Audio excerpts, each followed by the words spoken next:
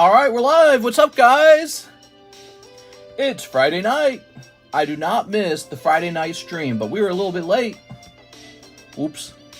It just had to be that way tonight, guys. Let's go ahead and get these tags in, and we're going to say new Gengar Vmax Alt Art Break. Then it's also going to say Stellar Crown Live Card Shoppe. Hit save. Maybe we'll do a little emojis. Ghost emoji. No, stop. Boo-ba-doo. What's up, guys? Oh, nope. That didn't work. Let's try that again. Copy. There it goes. That worked. And then Stellar Crown. Let's get a crown emoji.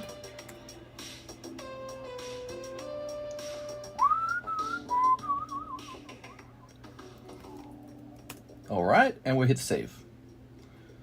Alright, good. Good, Anakin. Alright, I was out getting my walk tonight. We were hanging out with the motorcyclist. We're going live for Friday night. This is the late night stream. Oh, that's not what I wanted. Hit play. Okay, there it goes. Good.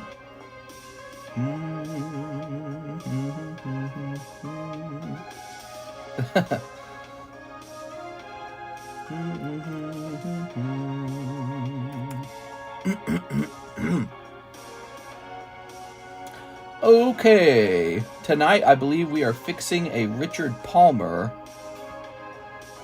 shipping address change. He mentioned he wanted to change address. So we're going to start there. Richard Palmer. Buns. Mister is in a biker gang. I joined a biker gang. Did you guys see that live stream? That was cool, right? Boy, that was pretty wild. The camera didn't really, show it off very well. It was pretty wild, man. All right, let's go to history here.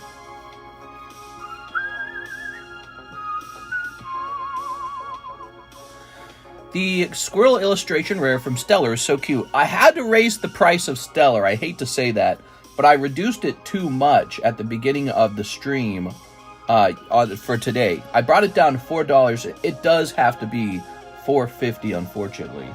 So it's at $4.50 right now. We are Richard Palmer.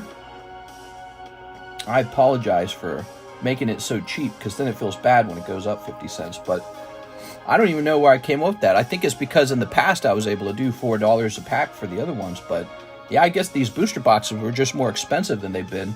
I don't know why. Maybe it's the success of Paldean Evolved or Twilight Masquerade. I'm not sure. Here we are. Your refund has been submitted. Okay, we'll get a refund on that. Now we have to go in and actually delete Richard Palmer from the address book. Palmer. Okay, let's see. Richard Palmer. So we gotta delete Richard Palmer. Delete. Now the next step is we have to make a new label. So, can you ship here instead? Okay. Richard Palmer. This address. And we need an email, which I believe he has given us by simply sending the email. Excuse me. Still sick. Print label. Almost time to buy more postage. Alright, there we go. That took a while. And this happens to be his bag right here. So we're going to take the current label out, rip it in half. Whew. Mister, one of my stores got those crappy bundle deals with the stack of bulk and a pack of, for Yu-Gi-Oh! The cards are all Italian. Oh, God. Mamma mia! Mister, a few hours ago. Yeah. I've been hanging out with Karis all night, so I just put her to sleep. She's now sleeping. She's all tucked in. She's all like, boo, boo, boo, boo, boo, boo, boo, boo, boo, boo. There you are. So I'm available here now. Dennis Manieri, he's got 2 copper coins, but he might be missing a bag of Pokemon cards. I don't know. Let me go toss this in the DE box. Dennis Manieri.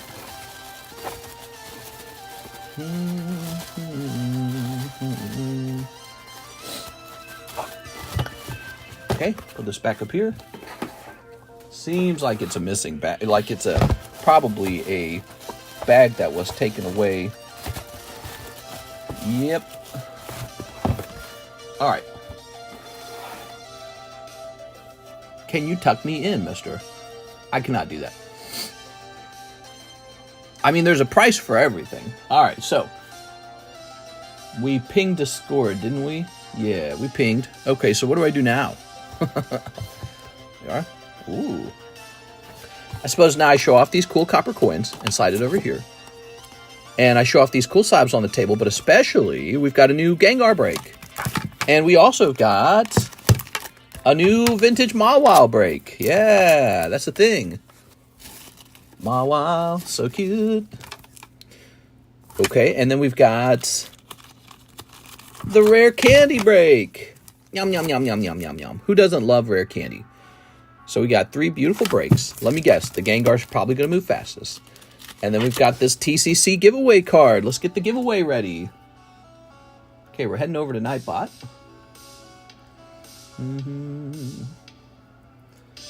Okay, refresh on Nightbot.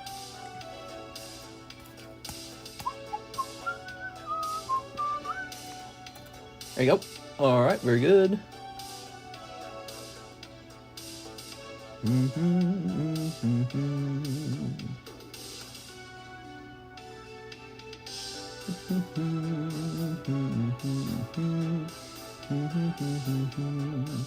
Anthony Kalura says he'll take 2 spots in the Mawile and 1 more Gengar spot. Ooh. 1, 2, 3. Okay, Anthony Kalura. Chilling Rain, very underrated. Oh. Anthony Kalura. All right. And Anthony Kalura. You know, I haven't updated the price on all that stuff in a long time. Probably need to. This goes up to 4. Nope, that goes up to 5, I mean. So that's at 5. And this is at 2. Give this poor man a like. Please, sir, can I have some more? Do you think you could open up a store? Oh, I know I could open up a store. I've got all the cash needed to open up a store. I don't know. I don't want to. I like what we do. I think we got a cool thing going on over here. Me, my runny nose, my cat, Christopher Garcia. Please ship Christopher Garcia. Okay. Mr. Chris. Oh my. Christopher. I know we could have a store. I don't know. I don't know if I'm a storefront guy. Oops, come on now. Ah, shoot, you get 2 addresses. That's so annoying. Let's see what your address should be. Isn't that annoying? Oh, right, because it's 2 different Christopher Garcias. I'm remembering this now. Hold on. Let me make sure you don't have 2 bags, by the way.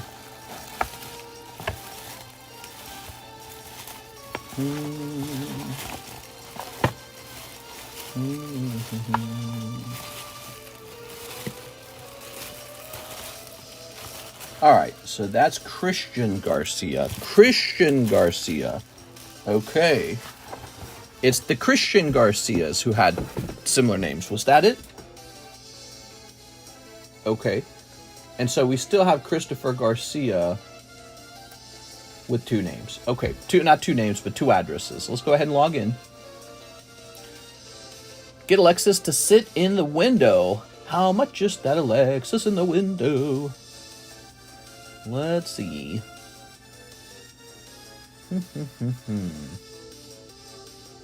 Clicking on this. No, I'm sitting in the window. You don't think I look better? I am insulted, sir. Okay. Oh, man, it would be hard to find a Christopher Garcia. Oh, no. Because I have to search by last name Garcia. Wait, can I say Garcia Christopher? Does that work?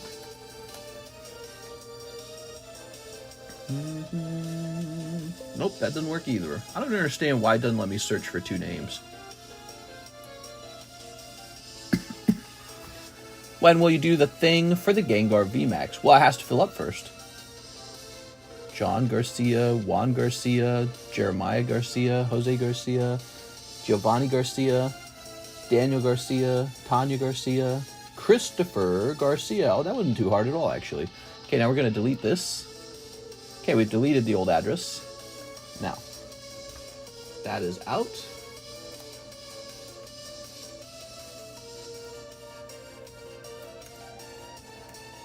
Huh. Weird, it's not showing me either address now. That's annoying. Did I maybe I misspelled it here. Ah, there it goes. Must have misspelled it. Alright, we're all good. 2 rounds of shipping. Done. Okay. Ta-da! Fixed.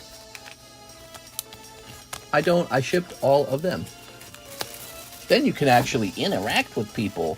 You say that like it's a good thing! Who is this crazy guy? Then you could actually... Oh my god, bro. Then you could actually... No way, bro!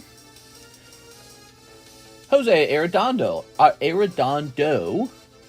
Cancel the 151 Slabway and put the balance to the Jungle Booster Pack. The 151 for a case? Was that what it was? For a case? Hold on, let's see. There's different rules for Slabway for cases, if I'm not mistaken. Let me look it up. I haven't done that in a long time.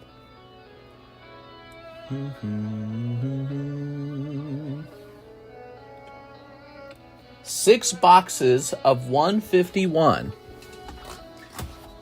You know what? I don't really care about the rules. Let's just make it real simple. So, there's a $20 cancellation fee, right? So it should be... Well, you sent me you sent me 20 bucks, right? So 840 minus 735. It's 105. So we're applying 105 to your jungle box break. Ah, my eyes itchy. Okay, so it should be 500 minus 105. Okay, 395. So this now says 395. And this goes away. Ba-doink.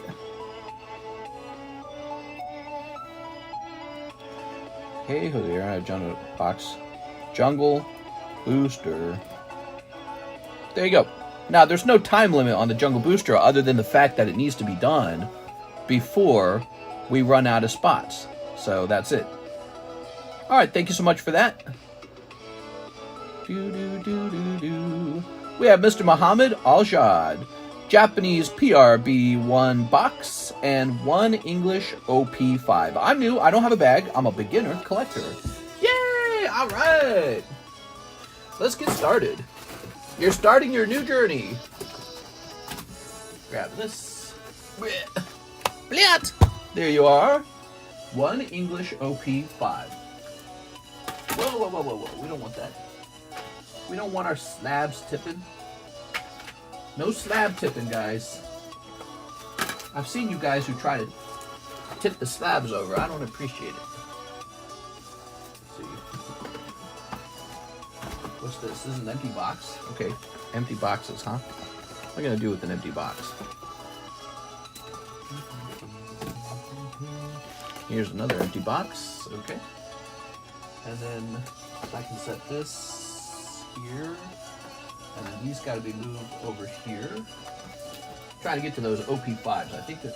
No, that's the Pokemon boxes. I remember now. Hold on. You got to forgive me. We got so much stuff.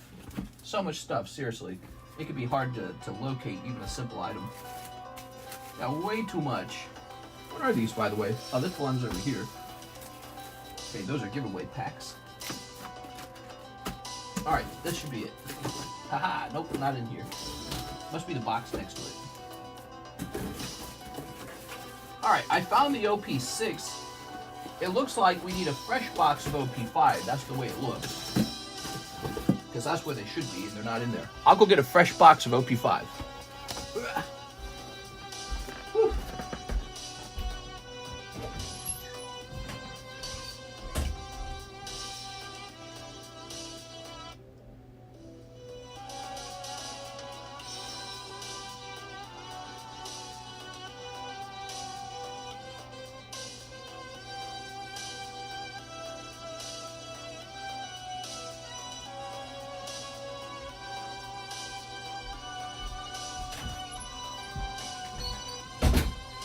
Alright.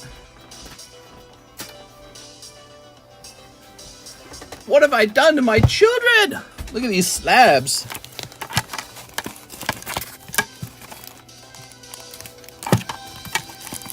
There we go.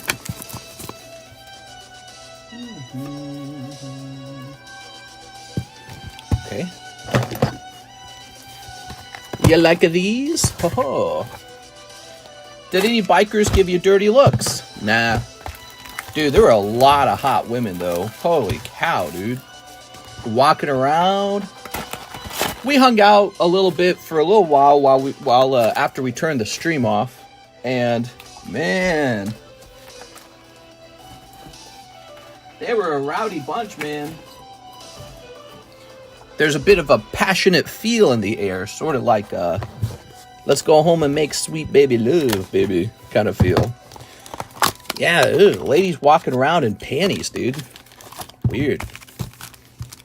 We are?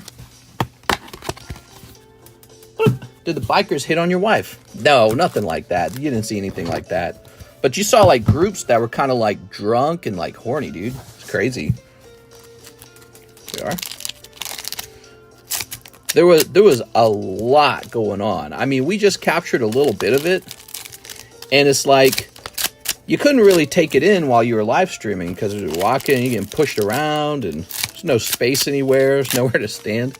So once the camera went off and we could kind of walk and explore, it's like you got a better feel of everything that was going on. And you could go inside of the buildings.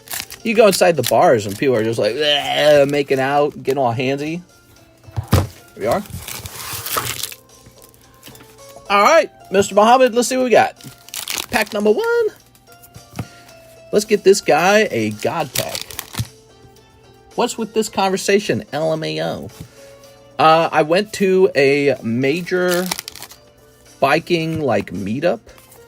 It's like a special celebration thing we do out here in Lake of the Ozarks every year. And we didn't go last year. This is our first time going to it. It was much larger than I thought it was. But you could see the license plates were like Iowa, Oklahoma, Texas, Nebraska. So all these bikers from all over drove all the way down here to just have like a pit stop, basically. We are. It was wild. Mr. only hit on bikers with the long tummies. Well, notably, a lot of the bikers were a bit older, right? And a lot of them had girlfriends and wives. But it's like, holy mama, grandma didn't mind letting the puppies hang out. You know what I'm saying? Like, there were some scantily clad grandmas there. Holy Jesus. But there was also a surprising amount of young people, too. So there were a lot. I would say the average age was probably like 35 to 40. Here we are. Oh, yeah. Not a ton of like 18-year-olds, but there were some. And, you know, so like younger dudes with their cool bikes and their cool girlfriends. But you could tell it was definitely an older party. All right, yo. Are we missing one? I think we got all 4. Check it out. I hear this is hard to pull, so I think you did well. Did someone say hoochie mamas? Did you see some chi-chis, mister? Well, you can go back and rewatch it if you want. I recorded it live. You might have missed it. Here we are. So we did a live recording. It wasn't a high quality recording, but we had never been to it. We just always heard about it. It's a big deal out here. Was your wife with you? She better not catch you looking. You, yeah, I suppose, huh? Here we are. I think my wife would be worried if I wasn't looking. There we go. Let's see. Mister was checking out the gilfs. All right, so new bag for you. Nice to meet you, man. All right, we got to get this guy a brand new card. So you're going to take this free card home tonight. The Iron Valiant. Mr. zoomed in on him. Yeah. Here you are. She doesn't care about all that kind of stuff. She's pretty cool. All right. I think maybe when you're younger and more jealous, you know, you're a bit more wound up about sexuality and all that. You get older and it's like, it's all, you know, everyone's just hanging around. Not so much anxiety. A lot of anxiety. He's mine. She's mine. We are. Maybe it's what you get after you've been in a relationship for a really long time. Karis and I have been together for 11 years. All right. So, let's write on the back of that slab. Hold on. There we go. So, first time 9.24. All right, there we go. All right. He says thank you. No problem. We'll get you a nice bag. Cool, bro. Baby cakes combustion. Yeah, it's funny. All right. Yeah, I think if you're in kind of like a less stable relationship and you're younger, I think it's easier to feel a lot of concern and jealousy. And you've been together like 12 years and you're like, oh, you're looking at something? It's just something about the nature of it changes. I don't know. Oh, that's fun. So it's like you've been through too much of life. I feel like you get that feeling from Tom Segura and his wife sometimes, you know. They joke that way. All right, let's see. Irvin Arroyo, Slabway payment. Mr. Irvin. Let's see. Boop. Marriage. Yeah, what's the point of marriage if you can't even cheat? I thought that was the whole point of it. God damn, dude. Don't get married, guys. You cheat one time and she gets angry. He and I just had a little kiss. Here's Anthony Pariso, 5 Fortnite ones. All right, you got it.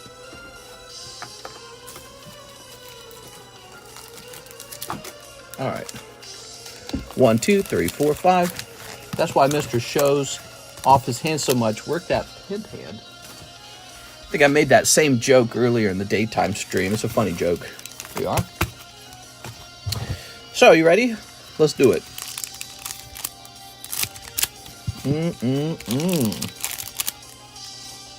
Sneep. All right. Sneep. I missed. Might watch it later. It's not like super interesting. I thought it was fun though. That's why I was like, I should record this so we can see it when we're all 50 years old or whatever. We're 50 years old now, man. We're getting old. Oh, it's Jenny Kim. Hello, Jenny Kim. Jenny Kim's here. Jenny Kim, when are we going to make you a moderator? There we go. Love some fork knife cards. Oh. Oh. The goal with the fork knife cards is to pull a holographic card. But there are also some good non-holos. Oh. Mr. walking up to the bikers with the skateboard. How do you do, fellow wheelers? Yeah, I come in on my moped. How do you do, fellow wheelers? All right. I could get like a Pokemon a motorcycle bike. I'd be like, yeah, I don't know what you guys do for a living. I professionally open Pokemon cards. It's a pretty tough job. One time I had to lift some booster boxes up. There we are. Mr. said he wasn't dressed appropriately for the situation. Well, you know, I had my t-shirt and shorts on. I was like, I gotta be wearing my leather jacket. Anthony Pariso. Everyone is dressed up, man. They got like their Halloween costume on. They got the bandanas and the sunglasses. The smell of smoke in the air, though, that was pretty crazy. You could barely breathe. It was heavy, dude. It was like all this exhaust. I was like, this ain't normal. I I must have been breathing so much motorcycle exhaust in such a short period of time, because they're all just kind of sitting there with their motorcycles on, idling their motorcycle, or driving by, like a million motorcycles driving by. But you know, that's a lot of exhaust. And so you saw the sheer number of bikes there, and they're just driving around, and then everyone's smoking on top of that. So like, then there's all the cars too. There's cars that are coming down to come see it. And yeah, it's like, I don't think I've ever smelled such dirty air before. It's so concentrated. Like, I went to the car show down there too. It was pretty neat. I didn't record it though, but even the car show didn't smell that bad. So something about the motorcyclists, they were like lots more chemicals in the air. Got any Shining Legend slabs on the table? No. Now you gotta trade your boat for Motorcycle Mister. Yeah. Here's a Veltal. Lionel Cruz, PSA 10, Venusaur Evolutions. PSA 10, Venusaur Evolutions. Let's see where that's at. I don't know where that's at. Venusaur, huh? Anyways, it was a good time. Good workout. It was warm. That whole area is on a hill, so it's like a nice little workout if you just walk up and down it a few times. Let's see. Told you guys, I try to get my walks in with Karis so that I don't have to do it after work, because it's so inefficient. Get two birds killed with one stone if I get my exercise with Karis. Ah, here it is. Nice. Leaves me more time to lay on the couch and put my finger in my belly button. Lionel Cruz. Ooh, let's get this light out of my eyes. That'll make me go blind, man. There you go. Boop. Okay, nice, dude. That was a slab sale. We still got slabs to price, guys, so if you stick around, you're going to see some new slabs that you've never seen before. Slabs I've never priced from that PSA return. All right.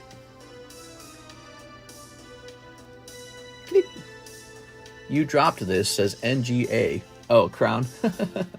Ethan Bernay, have a bag. I have a bag, one Carddass Pokemon. All right, let me just grab the next one.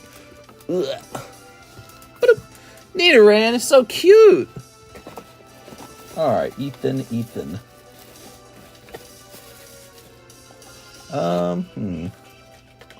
There's so much crap here. Wish there wasn't so much crap. I have a bag, he says, and here it is. That biker fest was insane. I've never seen so many bikes. Yeah, I've heard that it's a pretty good biker fest because Lake of the Ozarks is very friendly to that sort of environment. I tried to point it out. There's like a sex shop right on the main street, and they said bikers welcome. It's so ridiculous, dude. Like, you know, you go in there and it's full of like dildos and, you know, BDSM stuff, and it's like, come on in. Because it's weird, because usually the sex shop is closed when we go walking down the street, but I guess it comes to life at night. But a lot of bars on that street. It's not very family friendly. It's a big complaint out here. I also saw on a big digital billboard, vote no against the casino. There's a bill for November on the ballot to add a casino to Lake of the Ozarks.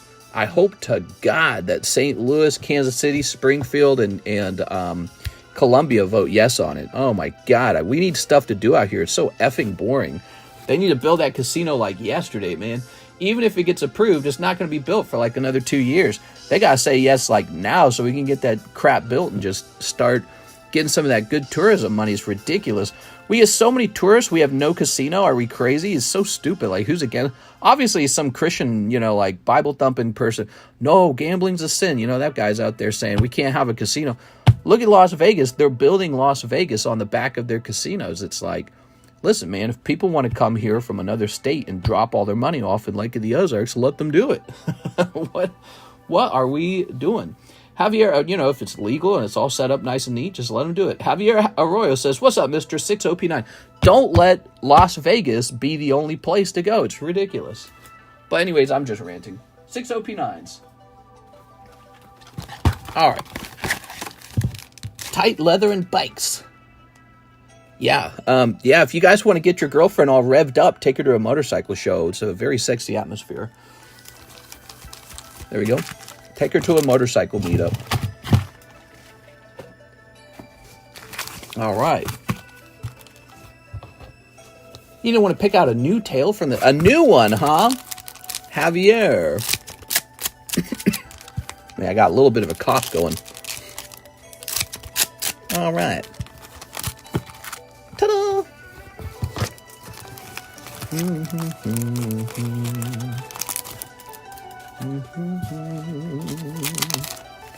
Oh. Here's a holo. Ah, konnichiwa. Oh my god. When will you do the thing for the Gengar? You're talking about the Gengar break? Well, it goes off when everyone buys a spot in the Gengar break. It's a Gengar break. There we go. It's so car pro sheesh. There you go. All right. Ta-da! It's not a giveaway. Are you thinking it's a giveaway? I'll take one of those, please. Javier. Well, Mr. Javier, thank you so much. Send those orders in, guys. Let's get busy tonight. It's Friday night. Let's get busy.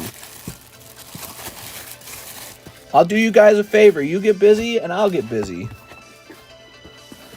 All right.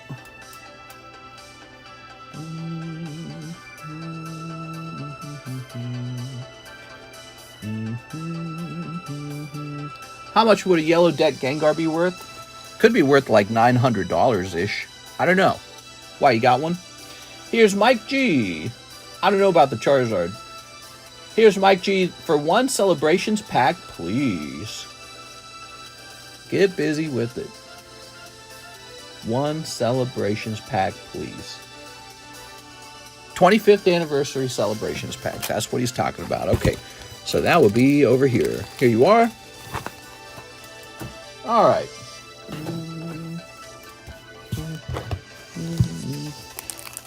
All right, we'll snip this.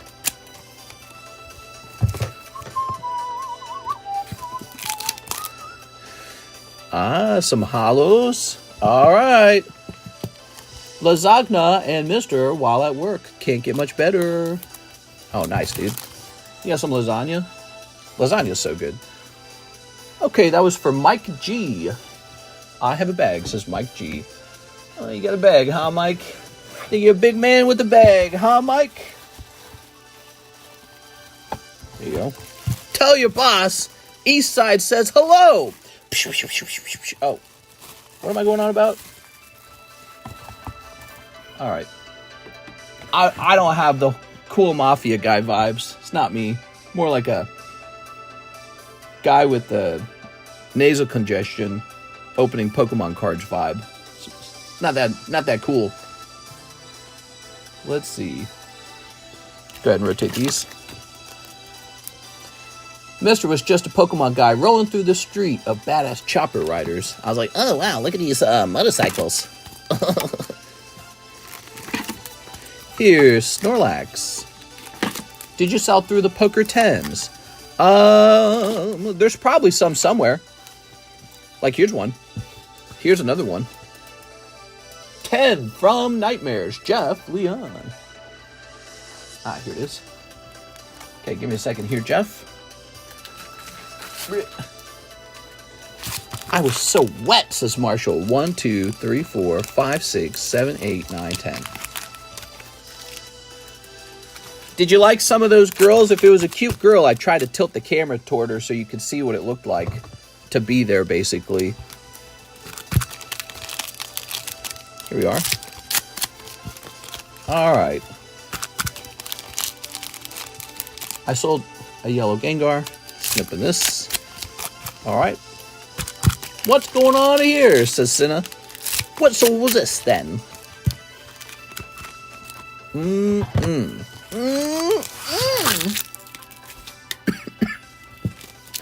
had to get a cough drop. That's what I had to get.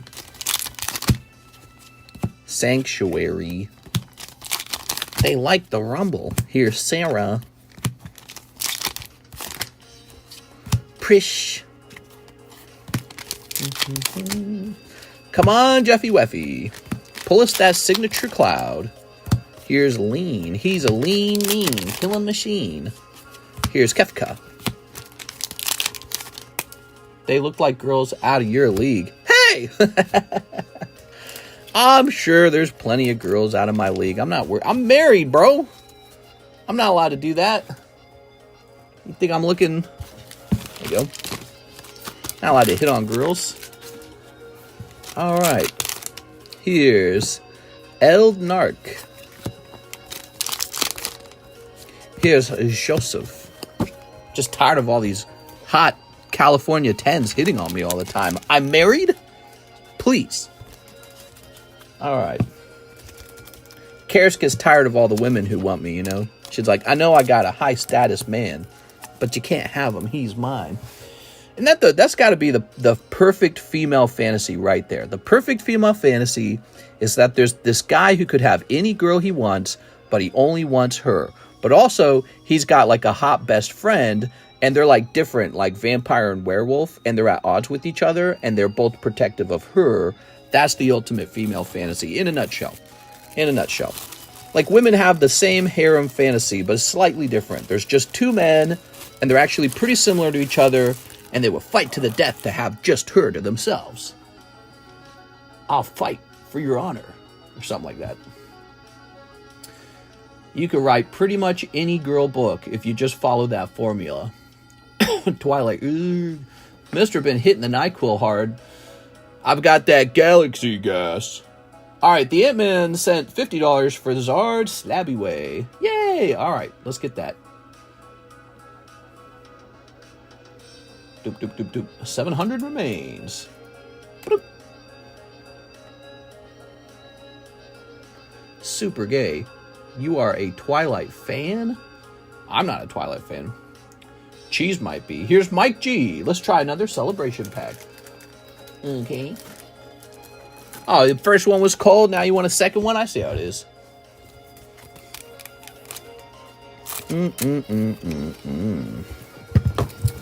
All right. Boop. Sounds super gay. I'm in. Yeah, okay. Here's Zami Zenta. Your dad gay, bro. Broke Bikers Marathon. Some of them probably are not that broke, but I'm sure some of them are. There's some money out here, man. This is a place with some of the most expensive houses in all of Missouri, just located right here. It's like a playground. Hey, yeah, if you're wealthy, you can have a ton of fun out here, man. You get like a super pimped out boat dock. You can get super boats. You can buy like a nice mini yacht. You could buy Sea-Doos and all this crap, and there's very few laws and rules and regulations out here. There's no, and the taxes are low, the property taxes are low, and it's kind of a party atmosphere, and if you're wealthy, you can really take advantage of it. You have these cliffs that you can build a home on the cliff and look down at the lake as like 100 boats go by, but you gotta be rich, so you don't get to enjoy it if you're not rich. Need that Bloomborough set. I ordered it. Excuse me. I ordered it. It's on the way. Pikachu. Look at this Pikachu. You're drunk, Pikachu. All right, what's this? Raku. And Zeraora. Send those orders in. All right, guys. Well, it was a nice stream. I'm going to hop off now. Here's this Tentacruel. All right. I had a long day. Where are my slabs?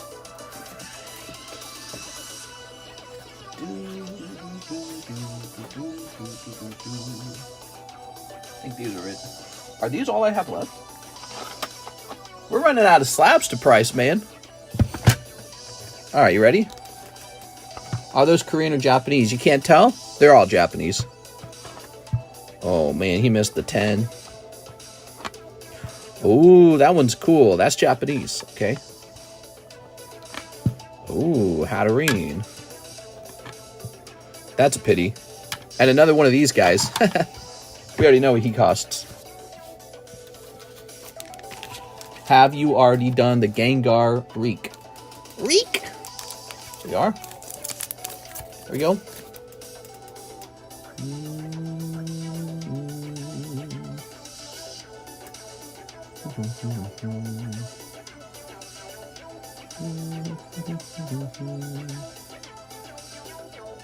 Go back here. All right. So there is a Charizard amongst us. Among us. Here is a Snorlax. Ooh. Here is a Hatterene. Getting a break next Monday. Stay tuned. Yeah, it could be done by Monday. That sounds believable. Could be a fast-moving one. Especially if I make a TikTok about it. If I ever make a TikTok about the breaks, I notice they tend to move a little faster. The only problem is I don't want all my videos to be ads. So I kind of limit how many times I make a video like that because it's too ad-like. It's intrusive. Oh, yeah. I like my videos to be entertaining. All right. I bet that's 24 bucks. That's 30. That's probably like 30. I bet that's 30. I bet this is 80. 75. Hope you guys like boogers on your slabs. Let's see. Ah, here's the Hatterene back here. Hatterene is indeed a $30 slab.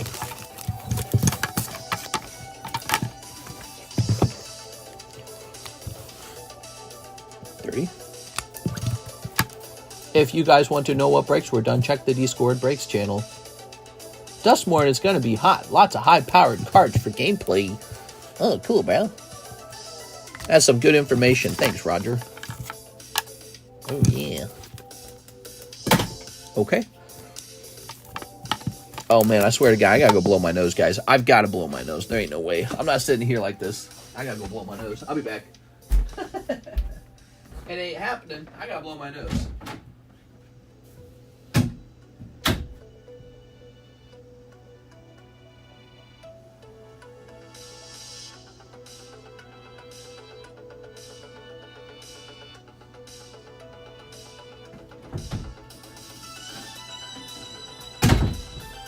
All right, I'm back.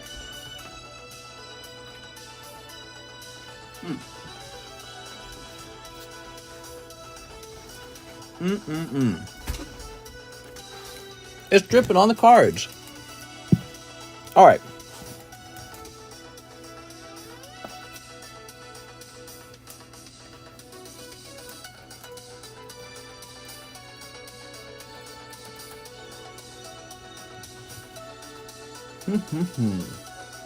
Okay. That's 24. Charizard.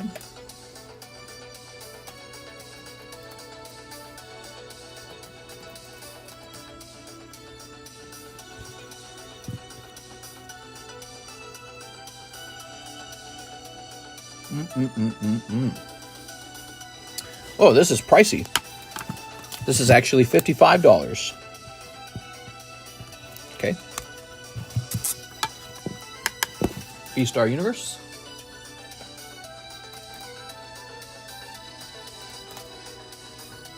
Origin. Forme. Palkia, Japanese. It's even cheaper than I thought. It's about $65. It's about $66. Wow, that is a cheap ass card. Holy cow, man. Love it. Okay. All right. So I was just sharing my COVID with you guys. COVID's meant to be shared.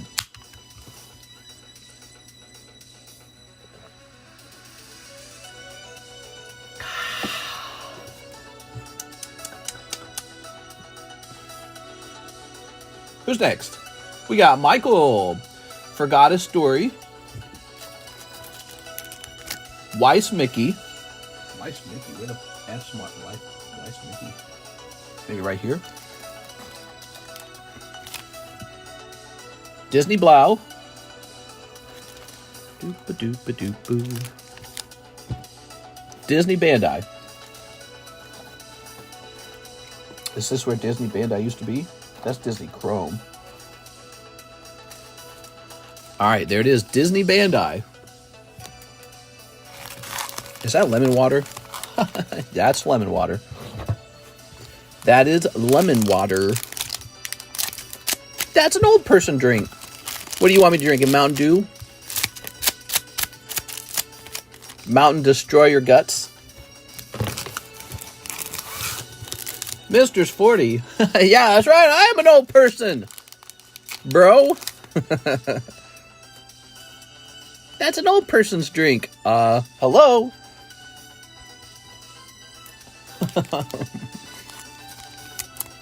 I thought this was a free ones channel. We are. Oh, Oswald. That is an Oreo flavored Coke now. It's only in 0 sugar though. Oh yeah. 0 sugar. There we are. 0 chance you'll avoid cancer. There we go. And yo, under the sea. Under the sea. Wow, look at that. All for you, Michael. Congratulations.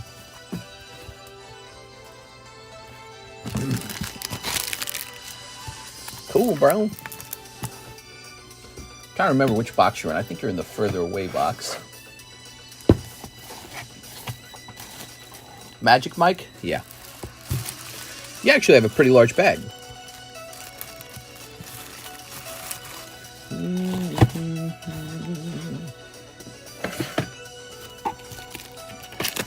Excuse me.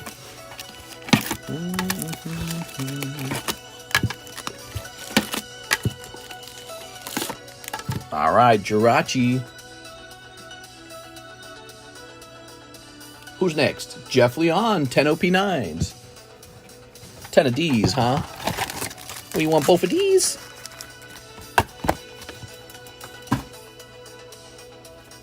This is a box of. That's not one piece at all. Boom. You ready for this?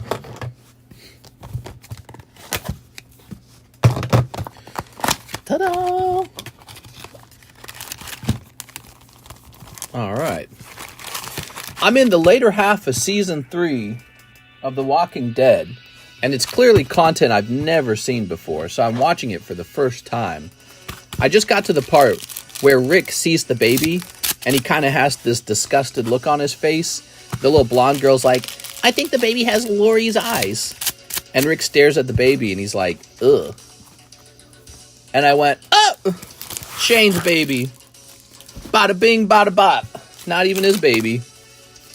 Dude, Lori was such a... Oh, look at this guy. Nice person. Then he starts wandering around. He's wandering around chasing Lori or something like that out in the fields. Like, what the F's wrong with Rick, dude? He sees Shane. That's right. There you go. All right, konnichiwa. Not even your baby. I'd be like, that's cool. I'd have moved on from Lori in a heartbeat, dude. 2 seconds I'd have moved on from Lori. So you're having sex and babies with my friend. Cool. I'd have been like, Miss Sean, get your booty over here. She's like, I don't like anyone. I'm so tough. She knows how to handle a sword. That's all you need to know. We are? All right. Her kitty smells. Oh, God. All right. Very nice.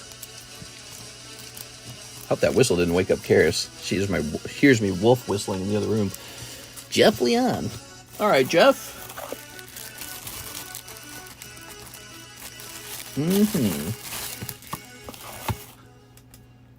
Here's Tai Hua. Finish my slab away. Mr. Tai Hua.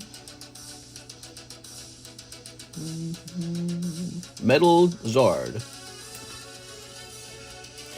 Alright, so your slab away would probably be over here. Rick always looks like he smelled a fart. I'm starting to wonder if Rick ever makes a good decision ever. Like, Why does Rick... Does he just get like a pretty boy pass where everyone just does what he says? Because he looks kind of like, you know, knockoff Jesus or something like that, right?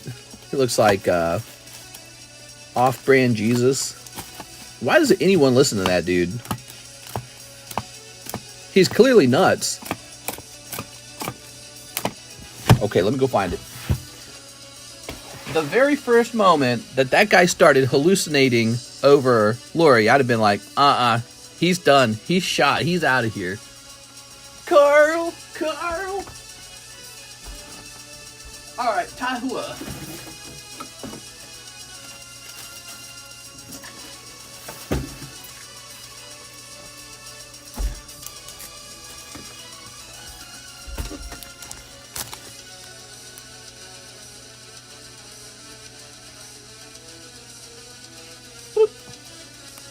Rick, more like not that slick. Haha, got it.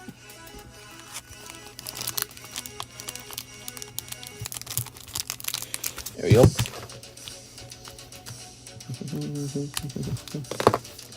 All right.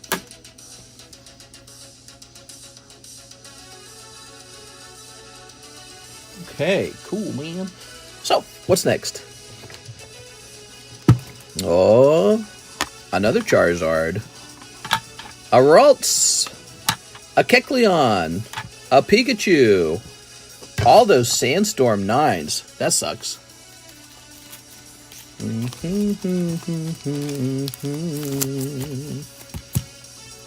Luckily, the 10s came out for the rare holo and the the reverse holo. The artworks are really cool. Have you guys ever seen these artworks? Look at this artwork, man. That's from 2003, by the way. It's really old. We are. So, anyways, yeah, that's Walking Dead. I can see why I stopped watching it. The show definitely feels like it changed when Shane died. All right. Andrea's insufferable too, man. That character is so boring. I can't stand looking at her. There we go. Although you get that scene where she has sex with the governor or whatever, and you just get to see a little bit of her panties as she pulls her pants up, and it's like, whoo! Got like 10 degrees warmer in here all of a sudden. She was definitely showing off her assets, so to speak.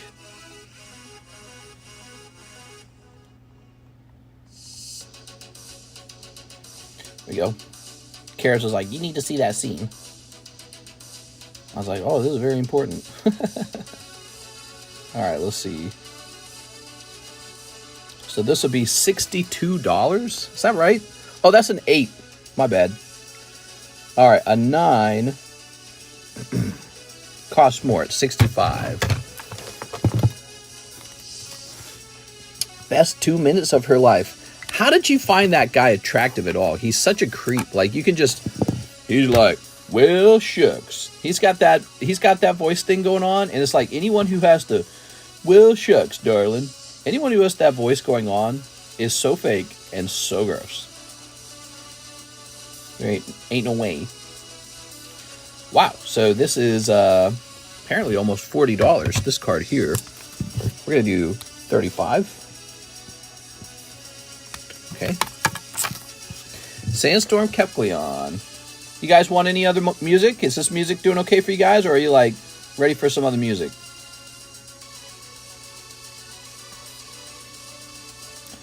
Alright, I don't know about this Kecleon. There's not one for sale. I'm going to set the Kecleon at 24. Peepsachu. How about this Peepsachu? He works at Buc-ee's. Who works at Buc-ee's?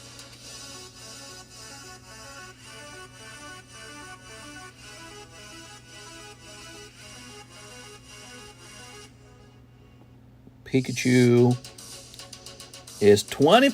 Oh no, it's 30. It's $30. Play Plants vs. Zombies. Yeah, okay.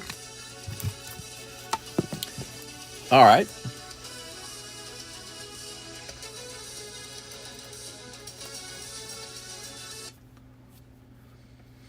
Do do do. Boop boop boop boop boop boop boop boop. Huh. All right, look at all these slabs, man. There's some beautiful slabs. I know you guys don't like beautiful slabs. You're more all about the ugly ones. Here's Cosmog and Charmeleon Rainbow. Please play Saw music. Need squid music. I don't know. The day to watch, or the show to watch, is Day of Our Lives. Oh yeah, I'm touched by an angel. Okay. Grey's Anatomy. There we go.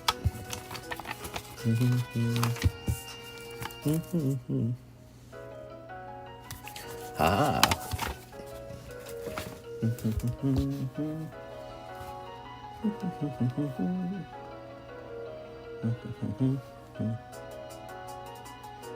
Cosmog, 25th, reverse.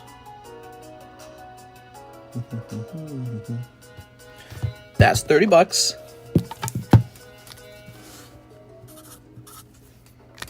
Okay. How about this Charmeleon, though, huh? He looks spiffy.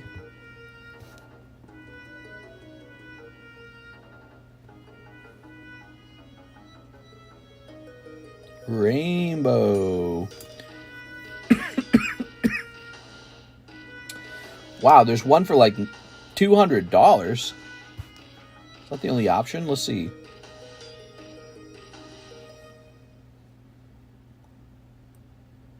Here's a standard holo for like $50, but that's a standard holo. What's this one? Nope. So look, this is like a standard silver holo. They want $62. We've got the rainbow holo. See the difference? Oh, this music's terrible, bro. What happened to the Plants vs. Zombies? I thought we were doing Plants vs. Zombies. Hold on. Where's the complete Plants vs. Zombies?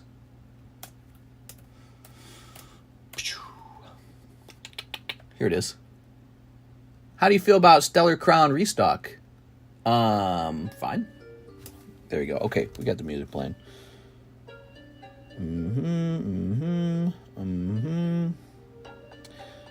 There's really no Rainbow Charmeleon for sale, except for that one. And it wasn't even graded by PSA. It's graded by a different company.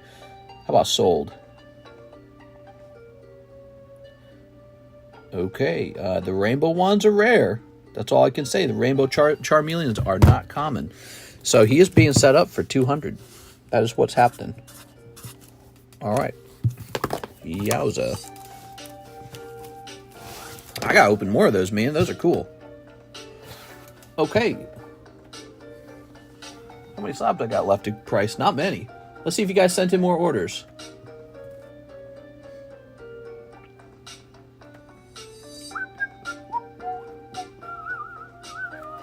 Hey, Joseph Jones, box of Stellar Crown. Keep the holos, I have a bag. Okay. You got it, Joseph Jones.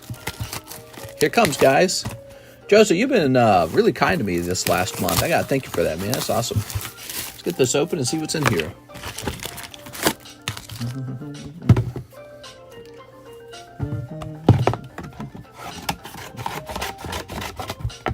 Okay. Let's save the empty boxes because they're useful. Does Pokemon Company usually restock the inventory frequently? Lately they do. Yeah, lately they restock like crazy.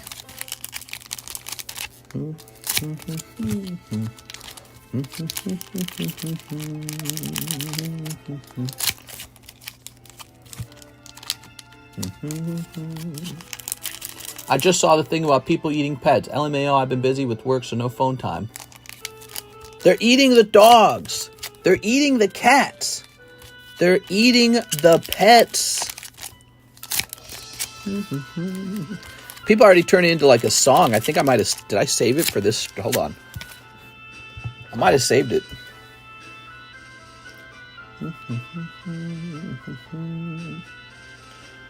Okay.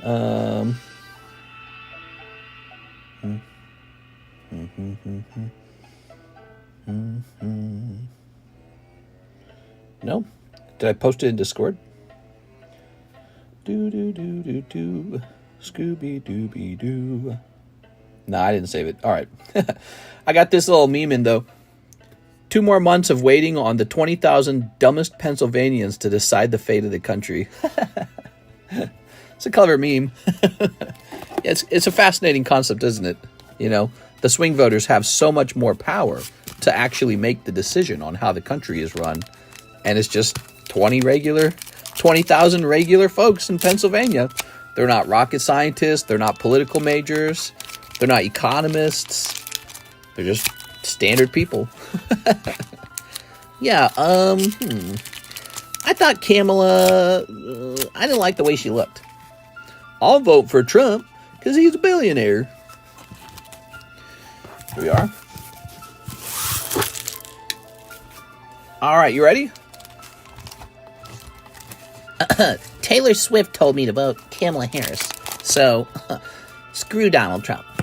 Here's Garganical. Are you ready? CGC restock when? CGC restock. You guys noticing there's fewer? Yo, look at that Squirtle. Wow, man. That is adorable. That's going to make this set sell, man. That guy right there. Cute little Squirtle. I saw the Bulbasaur already. It's adorable, too. Okay, this set could be a little popular with Squirtle and Bulbasaur in it. Whenever I see a dumb video, I comment, they vote. Bring in the dictatorship! I'm tired of democracy! Here's Lechonk. Who can twerk better? If Kamala Harris can out-twerk Donald Trump, I'm voting for Kamala. It's not complicated. Get twerking, or I'm not voting. Simple. Here's Orthworm. Oh, all right. Yeah, I mean, it almost feels like that's all it really comes down to some degree, right? Like, what truly motivates people to get out there and vote, right? Taylor Swift told me who to vote for. And as you know, she's a highly qualified dancer. Here we are. Whoa. There we go. Here's Ladybug, Gray Ninja. Ooh. Okay. 140 for that Squirtle. Yeah, he's a good-looking card, man. That'll be a collectible one for sure. Here's Metacam. Where did that card come from? Because I don't remember that card being in Stellar Miracle. Was that in Stellar Miracle? Here's ya boy. Better than Chi-Chi's. Is this live? Here's Carnivine. Carnival Vine. It is a promo card. Wow. Grand Tree. Gossifleur. So you got Squirtle. What else is there to pull in this set, I wonder? Oh yeah, we got Cinderace. Oh, I remember that Charmander, yeah. Chucky, press X for doubt. You know, I think I'm going to take a cough, one of those cough pills, whatever they're called. I was hoping for that Squirtle when I bought my 13 packs. Oh, really? Yeah, he's adorable, bro. Should have got him. Why didn't you? That's what I would have wanted. I'd have been like, hey, TCC, pull me that Squirtle. Did you try harder? I mean, Rico. Look, my job is so important for me to be able to talk. I got the Ricolas right there. Oh. Do you like that sound? All right. What are you kids doing in here? Lordy, lordy, lordy. All right, let's get snipping.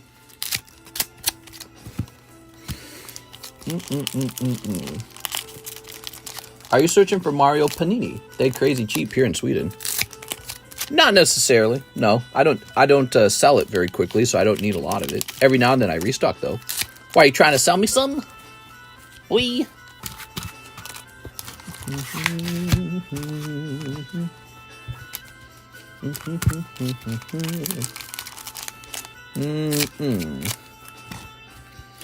Oh.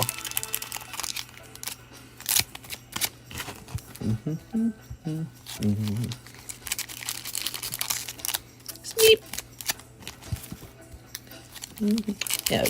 Rick Grimes simping after Ghost of Lori season 3, episode 10 or something like that. Simping after Lori, the Ghost of Lori. What the fuck? Dude. What's wrong with them, man? Move on. Shouldn't be leading nothing. Alright, here goes. I'm dwelling on it, you can tell. Here's Lapras, looking very much like a Rainbow Card 2.0. Doesn't this just remind you of Rainbow Rares? It's pretty much Rainbow Rares, right? That's a Rainbow Rare 2.0. Rainbow Rare, but with a little different style. Okay, here's... Oh! Konnichiwa. Onisama. Wow, you got Squirtle, you got Hydrapple. That's cool, man. Alright, I'm liking it. Stellar Crown's looking okay. It's got Bulbasaur. It's got Squirtle. It's got Hydrapple. Hydrapple's good design, in my opinion. Should have Noctowl, but they turned Noctowl into a freaking promo. Freaking promoists. Scoopy doopy doopy doo doo doo doo doo doo doo doo doo. Scoopy doo. Medicam, parachute pants.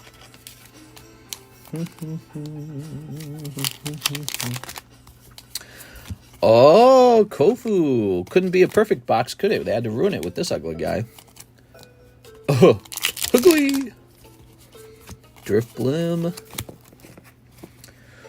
Whew. Did you guys see the trailer for the Ubisoft Assassin's Creed Feudal Japan game they're making out?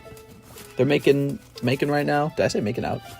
I spent too much time at that motorcyclist meetup. Too many people making out.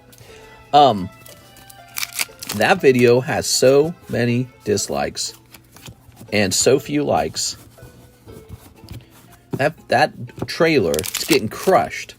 Just like, here's Archelodon getting crushed, just like the Snow White trailer. We are. But what's wild is all the Japanese comments being left. And all the Japanese commenters, you can translate their comments. They're all pissed, bro. They're mad. They're like, how dare you? We are? All right. Boofalot. New Assassin's Creed. Onisama. Konnichiwa. They made a new Assassin's Creed, and it takes place in feudal Japan, but they made the main character of the story a black guy. He's the black guy samurai. And people are losing their minds over it. And they're like, that's not right.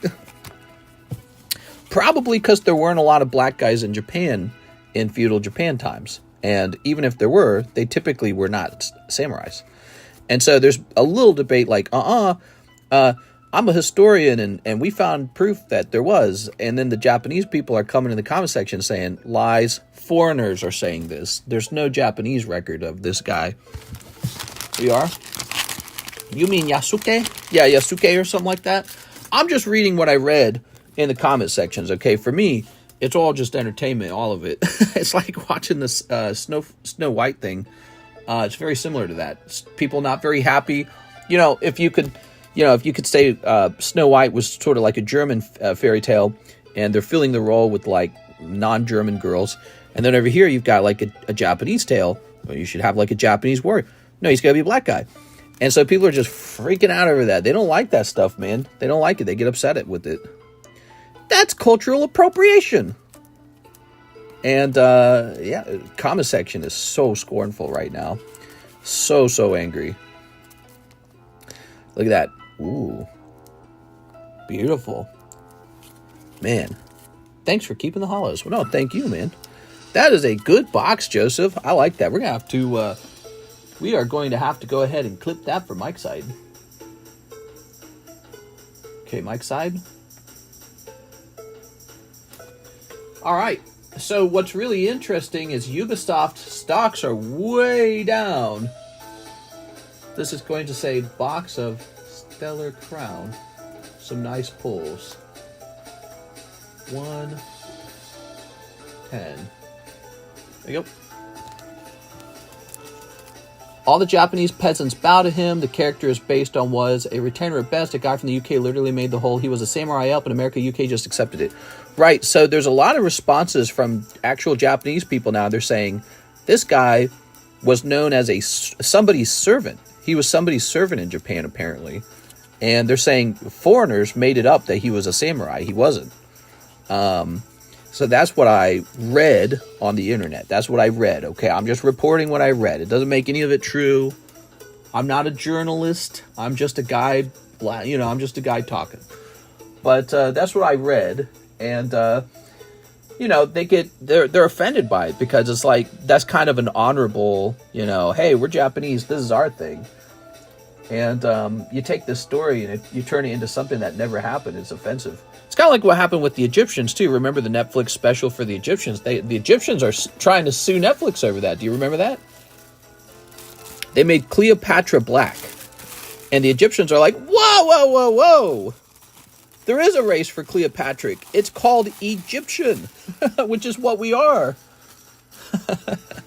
And so they're saying you're spreading lies about the history of the Egyptian people. And they tried to sue Netflix over it. I don't know if they succeeded at it. They probably didn't. But apparently there was some big lawsuit from Egypt against Netflix for, misinformation about the historical truth of Egypt. Something like that. And it feels like another one of those kind of moments here with the video gaming. The Japanese are famous for making video games. They probably don't like this feeling where it's like, foreigners are making a game about the Japanese, and then they're changing the history of the Japanese for them. So don't worry. Mister needs to get leather chaps. All right. Bro literally cited his own lie as the source. Japan then stripped him of his academics after learning of this. He worked at the university in Japan. He has access to change the wiki and added the whole samurai bit. Then using his English name cited this Japanese. Oh, snap. Okay, so you're saying this guy worked at the University of Japan, and he literally goes in and changes the Wikipedia himself, and then quotes his own changes to the Wikipedia source? If that's true, and again, I'm not a journalist, I'm not bringing up any evidence here, but if that's true, that's like a crime, dude. That's nuts. All right, Darren Thompson. I mean, it's a pretty significant lie. And it's basically just for, I don't know, I guess it's to promote, like, a history that never happened because it fits a political narrative that you want to be true. This was in 2012. For a decade this went on. Wow. Darren Thompson, 2 Lord of the Rings, Topps Chrome. All right, you got it, man. Anyways, very interesting story. Very passionate people involved in this story. The bigger part of the news might be, and this part's not just any kind of opinion part, Ubisoft, their stock is way down. It is free fall crashing. The investors in Ubisoft are demanding that the CEO gets fired. They want Ubisoft to be restructured, and they want the CEO fired because of what has happened over there. We are. All right. And all this has kind of taken place right after Concord was let go. After like 8 years of development and millions of dollars. How much money was put into Concord? I don't remember. Some gigantic amount. And that was a super big flop. How many people actually played Concord? Was it like 40,000 or something? I don't remember. I love the Division game. Screw that Star Wars game.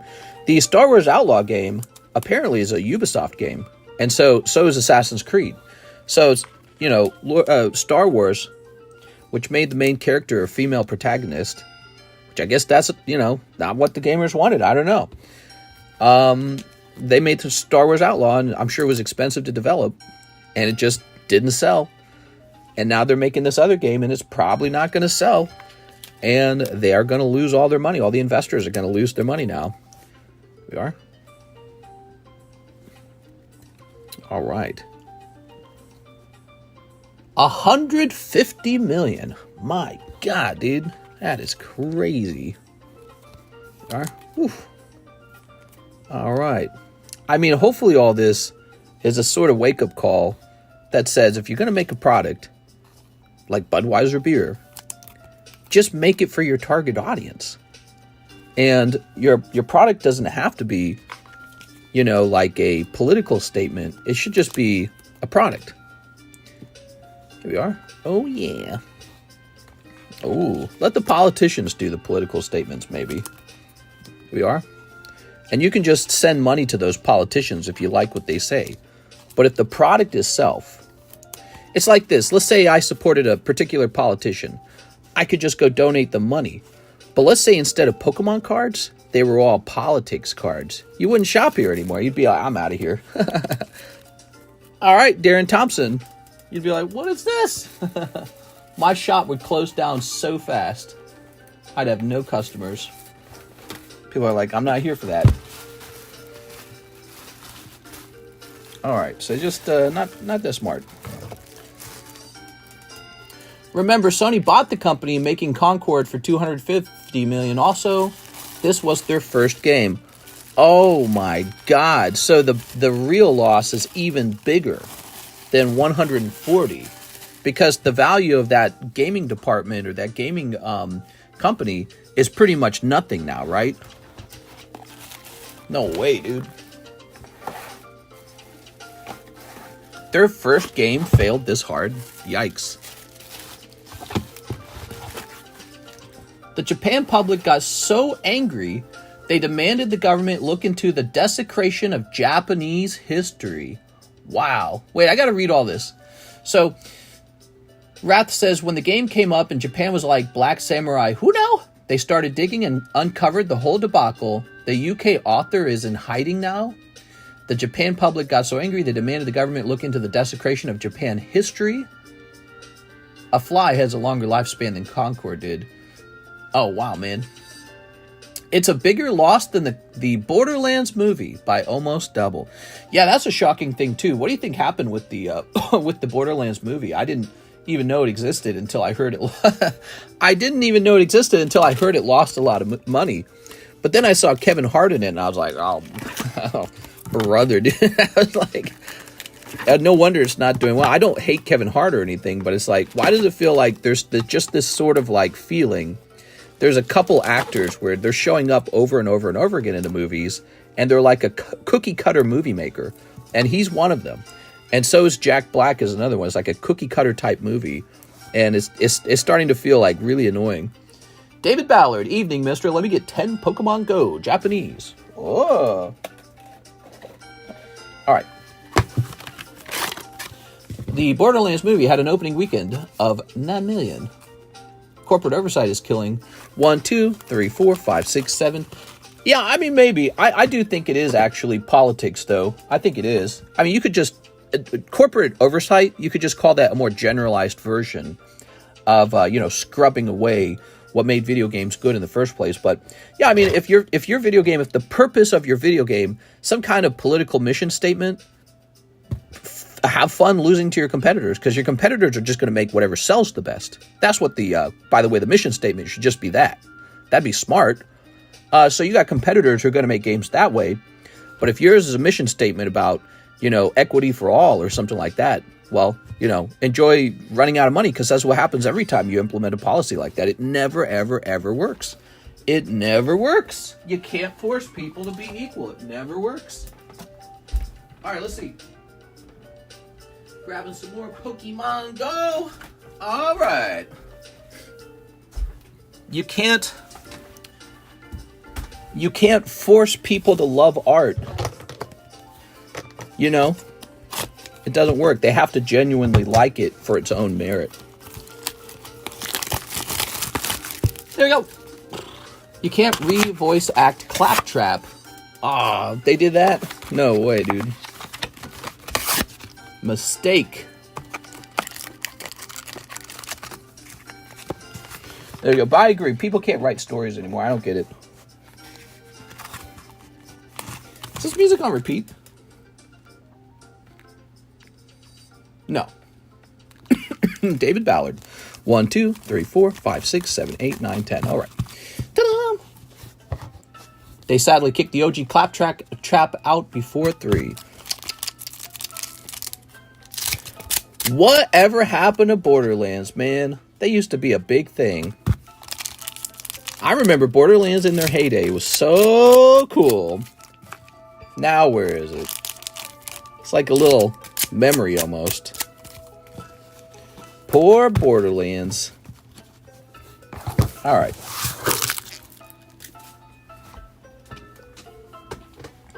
Okay. Ready? Ta-da!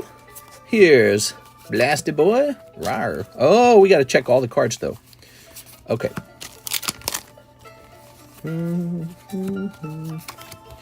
Rawr.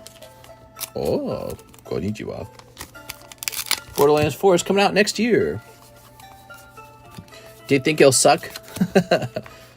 I'm asking, seriously, I'm asking just a normal, serious question there. Oh, here we are. All right. Here's Belusi. Oh, yeah. You know what I'm looking forward to? A Monster Hunter. Oh, yeah. We're going to be slicing and dicing. And the monsters will go, rawr. I'm going to slice them up a little more. Oh, okay. You can get the Handsome Jack collection pretty cheap. It's really, really good if you've never played. Yeah, it's a really, really good way to waste your time. There you go. I spent all my time playing Hello Kitty Barbie Island. Here's Sylveon. Last pack. Oh, Lapras. Okay, there you have it, David. Making sure we didn't make any mistakes. Okay. My friend made me promise to buy Monster Hunter World because it's cross-platform. Is Monster Hunter better on Switch or PC? Oh, 100% the PC. I'll watch, but still not digging the monster character designs in this new game. Sure. Well, you don't have to buy it. You can do whatever you want with your money. Ooh. David Ballard. I do have a bag. He does have a bag.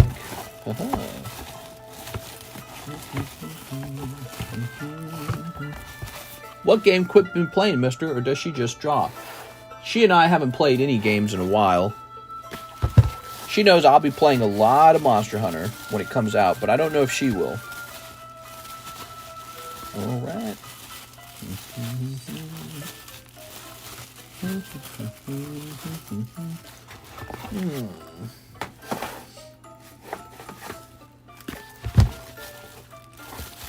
Darren Daniel.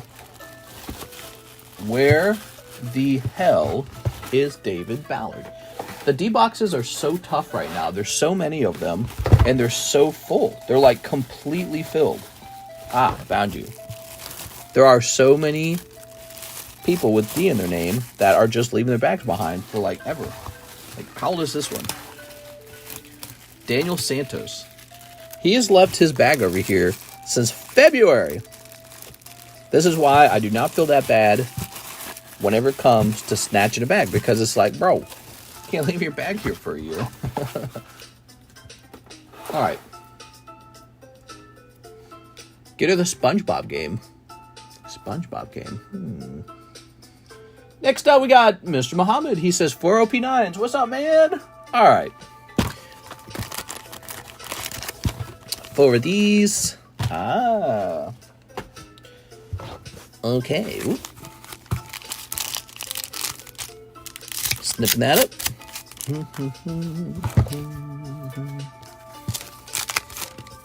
Here's a holo. Here's a holo. Here's a holo. And there's one more holo. Ta-da! I think it's Battle for Bikini Bottom Rehydrated. I don't know if she'd play that. Alright, let's find your bag.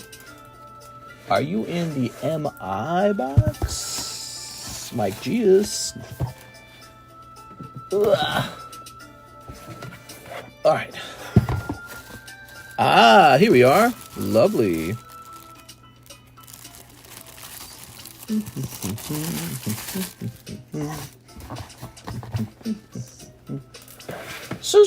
Alright, that's put away. We have Jeff Leon. 10 more from Nightmares. Jeff Leon. That's Tapu Bulu for $185. The cheap and affordable Ghost Rare Dark Magician Girl for $1,000. Ampharos. Frostmoth. And Cobra Kai. Oh. Konnichiwa. Oni-sama. 1, 2, 3, 4, 5, 6, 7, 8, 9, 10. Alright, we got 10 of these. Well, we gotta talk about something tonight, guys. Slow night, huh? Don't make me look the news up. What do you guys want to talk about, huh? Where's Cheese? Where's Alex? Where's Russ? There you are. Sleep. Alright. They're expected to be here 24/7. Pitbull stat. Oh, Pitbull attacked. Yeah, a little girl died in a Pitbull attack. Yikes. You getting into Smite 2 Alpha? I have played a lot of Smite, believe it or not. I played for like 1,000 hours. And it's because I genuinely enjoyed it. And then I got super bored with it. And Karis and I swore we would not play anymore. We are. Here's Rickard. But we didn't play the usual Conquest. We played one game mode more than any other game mode. And it was Assault. I don't know why, we're just addicted to Assault mode. Something about not being able to pick your character, so it's kind of a random roll. And trying to like, I don't know, it's like this feeling of trying to, you know, roll your characters really as best as you can for strategy. So it's almost like you have to put your team together on luck. And then I love the simple lanes and, you know, kind of like understanding how to get yourself killed, trying to get some momentum going. You know, if you can't stay on the battlefield for too long, it would be a bad idea. You want to rotate out. So you got to like rotate letting your team die and try to get ahead of the opponent so that you've got a strong enough of a lead to push through and kill their Titan. And the game doesn't turn into kind of like a stalemate kind of game where it's anyone's game. So I really enjoy the simplicity of Assault, and yet there's some just really tougher ideas. It's very similar to Arena, but like harder than Arena. All right, but you know, Assault mode is one annoying part to Assault mode is the imbalance in some of the characters. Some of the characters are just much stronger in Assault mode. Characters that have good sustain, characters that have really good like sniping attacks or, you know, really good group attacks, but especially any character that heals too well. They really make the game super annoying. All right, Jeff Leon. It's almost like Assault could be made a lot better if just a few characters were banned. Any Gyarados slabs? Oh, you just want my Gyarados slabs. Oh, you got some Gyarados slabs? I got Misty's Gyarados. Should I sell it, though? Here's Lost Abyss Berserker. Meow. Here is my Boosty pack. There's Deoxys and Pidgey. Squawk. I got a Misty's Gyarados.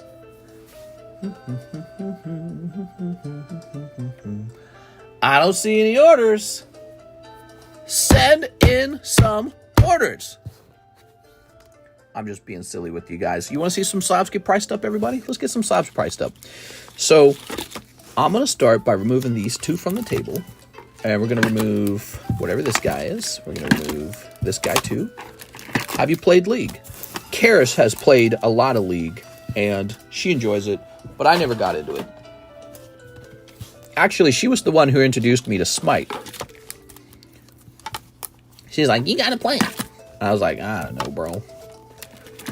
Here's Charizard, Rar, Zacian, Necrozma, Mr. Wanna Work, or dear, does Stellar Crown come in booster box? That's right, it sure does. There's 36 packs in a booster box. Here's Electivire. This Ash Prism 10, that is a very cool card. Here's Ditto. Detective Pikachu, Charmander, and Charizard. Alright. The beatings will continue till orders commence. That's right. Let the beatings begin. I believe this is the very last of the unpriced slabs from the previous PSA return. So we have this really sad Ninetales 9 from Dragons Exalted. What a bummer, dude. How did it miss the 10, I wonder? I think I see it. It's right at the top. See that little thing? I bet that little thing right there cost the 9. Sad. Who knows? Beautiful card, though. How much for a Stellar Crown booster? 4.5. All right. Prices are in the menu. They're in the description.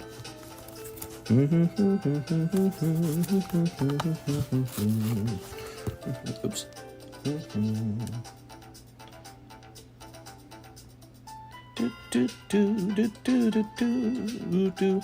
Scooby Dooby Dooby Dooby Doo Doo. Dragons Exalted. 9 tails. Okay, it's a $40 card.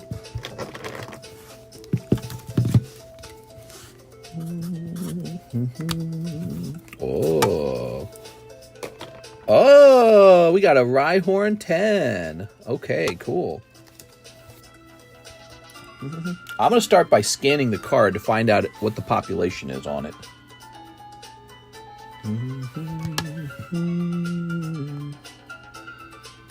It's a Pop 2 card. Okay, that's population 2 on the Rhyhorn.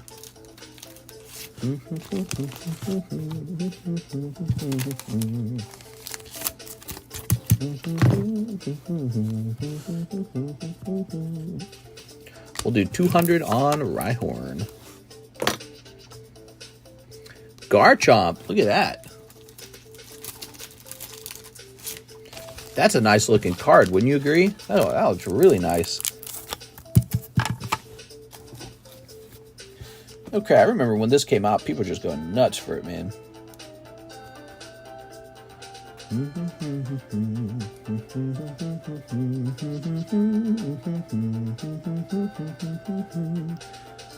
PSA 10, Garchomp 25th, Japanese. Do-do-do-do-do-do-do-do-do. Scooby-Dooby. Do-do-do-do-do-do-do-do-do. Okay, he's going to be a whopping $32. Hey. There it is. Pretty nice. You should do mini breaks on those. There will be no mini breaks. The only mini break we have is the Holo Shuffle. Here's Zekrom. Mini breaks are too small to bother hosting. We host big, expensive breaks. And then the live customs and the Holo Shuffle, they sort of automate smaller breaks. All right, there is Zekrom.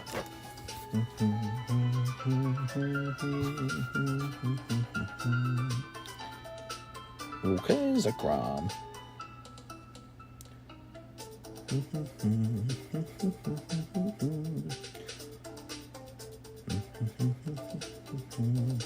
So Zekrom's about $34.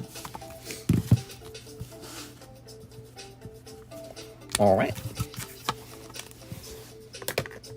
We've got a Jolteon. A Whopper, you say?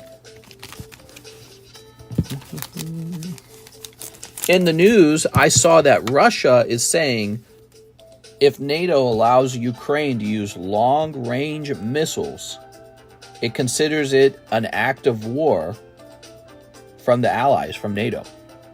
Very interesting. I think it's a serious subject. Everyone acts like Russia's about to roll over. Oh, they got nothing. You got nothing on us. But I looked it up, And it said they had something like 5,500 nuclear missiles. Just a couple of them. It's like, yep, their economy can be smaller than ours. Their military can be way smaller than ours. They can have worse airplanes. They can have worse drones. They can have worse everything. Worse tanks. Fewer soldiers. Totally doesn't matter. They got 5,000 nuclear bombs. And Putin can just feel really crazy and use them one day. And so, you know, how do you get a resolution to a situation like that? You know, you can't just allow nuclear bombs to just be a, okay, I get to do what I want, you know, sort of, you know, tag switch or something. But it is a real threat. It's like, you can't ignore it either. It's like, are we going to risk everything to make sure? It's a curious problem. It is a curious, it's nuclear bomb chicken is what we're going to be playing in a second. Nuclear bomb chicken. I don't know about you guys, but I don't own a nuclear bunker. Super rich people do. I do not have a nuclear bunker with like a year's supply of food. I don't own a home in New Zealand with the nuclear bunker, which is what rich people buy. So, you know, when they start talking real serious about, oh yeah, well, maybe I'll use my bombs on you guys. It's like, yo, wait a second. All right, let's see. Do you still have that Expedition Mew? I think I do. All right. Pretty sure I do. Clicking on this. Here's Bryce Wolf, Garchomp. All right, Garchomp sold. Bryce.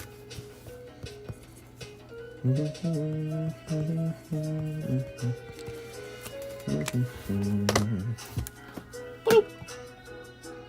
Here's Roel Campos for the Japanese 25th, Garchomp, and Zekrom. I apologize, the Garchomp is sold already. How you feeling today? A little bit better. I got a runny nose still, and I got the coughs. How much was the Garchomp? 34 or something like that? 32? So you got $32 left over. Boop. Now he wants this. He wants this. There we go.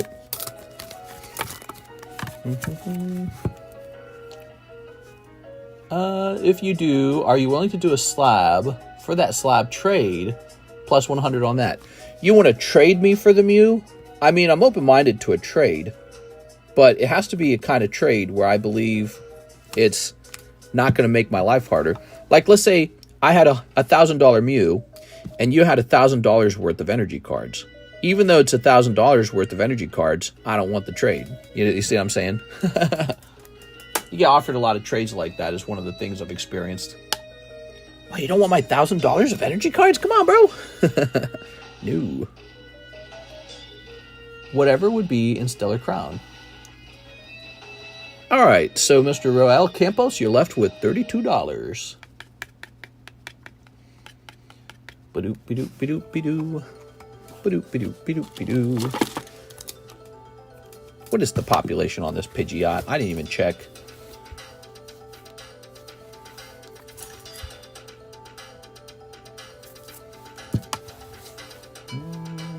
Pop 4. And then let me see if there's one for sale.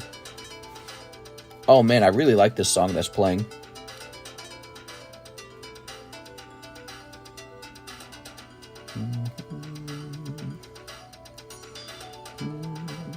There's a Pidgeotto. Incorrectly named Pidgeot. Oh, they wrongly... That's a mislabel. It says yellow Pidgeot. Wait, I'm confused. That is still a 2 of spades. Oh, yeah, okay. That's because, again, the cards rotate. So that means that you cannot always get Pidgeot. I was just thinking the Pidgeot seemed like a rare card. That's why I'm researching him, because I feel like I don't see Pidgeot in these decks very often. And so I think he's a rotating card that's rare. We're about to change his price. So that's the only one that's for sale. And I must have seen that and said, I'll do 100 because I didn't want to match this one. I thought 70 was too low. But that's not even Pidgeot. That's Pidgeotto. So the people who do the grading at PSA messed that up. And we are actually going to change this one. That means that the population is off as well. There's not a population of 3 Pidgeots. There's There's not a population of 4 Pidgeots. There is, in fact, a population of 3, and one that is wrongly labeled. Pop 4. And this guy is Pop 2. We'll still write down 4, because that's what most people will see it as. Oh, whatever that would be in Stellar Crown. Okay. 7, I think. 7 times 4 is 28. It's about 7. All right. 1, 2, 3, 4, 5, 6, 7. There you go. A little bonus card. Get a little bonus card.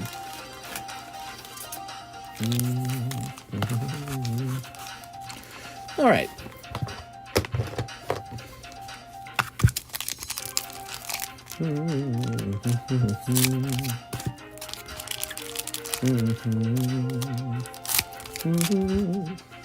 Oops.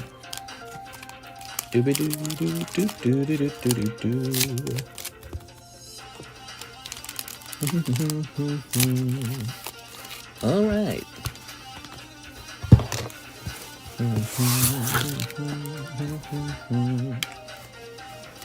Oh, Mimikyu. Look at that Mimikyu.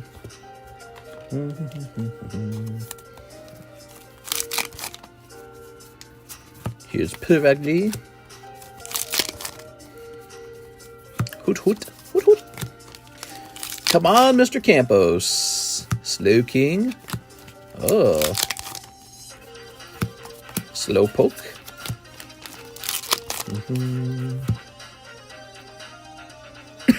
Excuse me.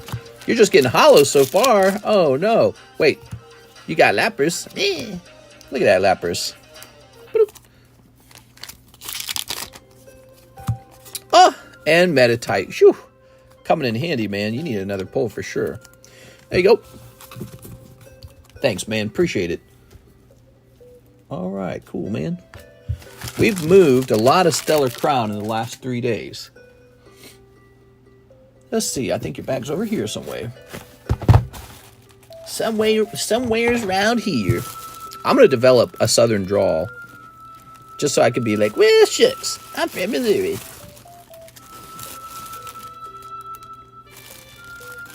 Haha. What about $1,000 in code cards? Yeah, if I could just do about $1,000 in code cards, that'd be really nice. Thanks. Okay. Cool, cool. All right, it is 2:41 a.m. in the morning, and we have no orders. If you guys are watching this and you've never placed an order, give it a try. We need your orders in order to keep the stream busy. The busy stream. It works. Oh, I hate this song. Hold on. Hate this song. All right. Let's see. So it works kind of like this. Saha, right? So here's our stream. We get a stupid ad. Here's the live chat. Close that real fast. So right here we click on more. And there's the description, okay? So, and leave a like, by the way. We're at 35 likes. That's not many likes. So we've got the instructions here on how to order cards. There's a little document you can read if you wish. Prices are below. Pay for items. Add a message. PayPal, Zelle, CASHAPP, Ethereum. When you make a payment, I get an email saying what you bought. That's how it works. I need to remove the Streamlabs thing. We don't do that anymore. Shipping. USA international shipping is calculated. So for the United States, it's always $9 to ship. But the trick is, you only have to ship when you want to ship. You don't have to ship right away. You can wait longer than a day even. You can wait like a week or a month.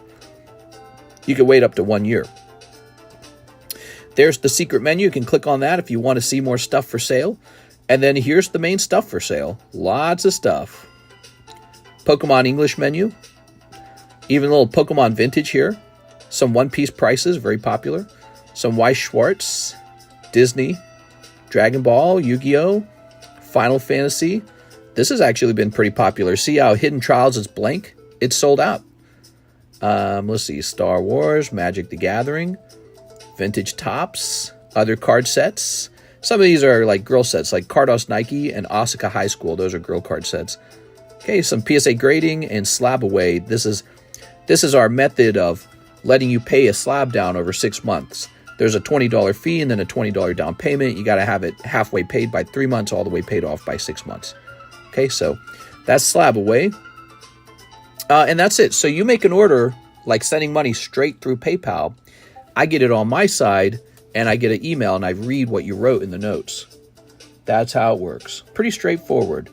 And then when you order cards, you end up getting a bag maybe like this one. So here's Daniel Del Barrio, bag number 2. And I put your cards in your bag with your name on it and a date, so we know how old it is. It's not allowed to be older than a year. And then I go put it in an alphabetically ordered box. I go, boop. And that's how it works. And when you want to ship out, you send $9 if you're in the United States. And then no matter how little or how much you have, it just goes out. As for international buyers, when you want to ship out, we have to do a little calculation on the weight. We also need to know a little bit about what kind of slabs you might have. Carl, question mark?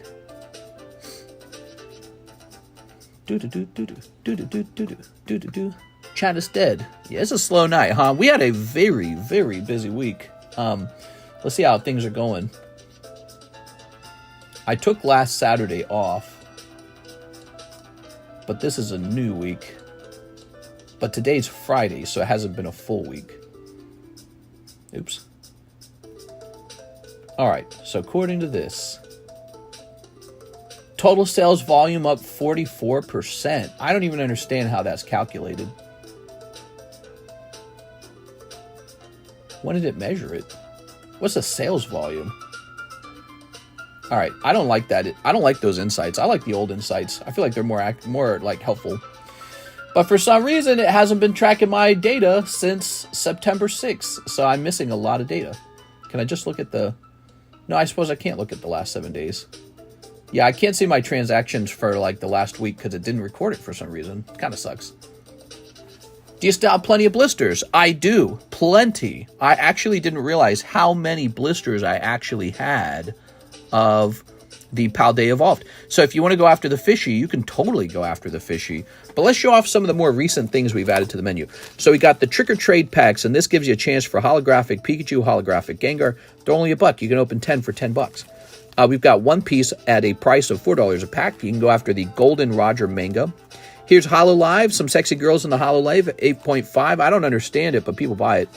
And Stellar Crown is no longer $5. It actually came down in price today because of a restock, and it is 4.5. So it got cheaper from yesterday. So if you were here last night, yesterday, it was $5. It is now 4.5. So the price is even nicer. So those are mostly the new stuff. Actually, we got another new pack. I don't really show it off too much, but it's this one right here. If you didn't see that, these are the Nike Sexy Girl cards here.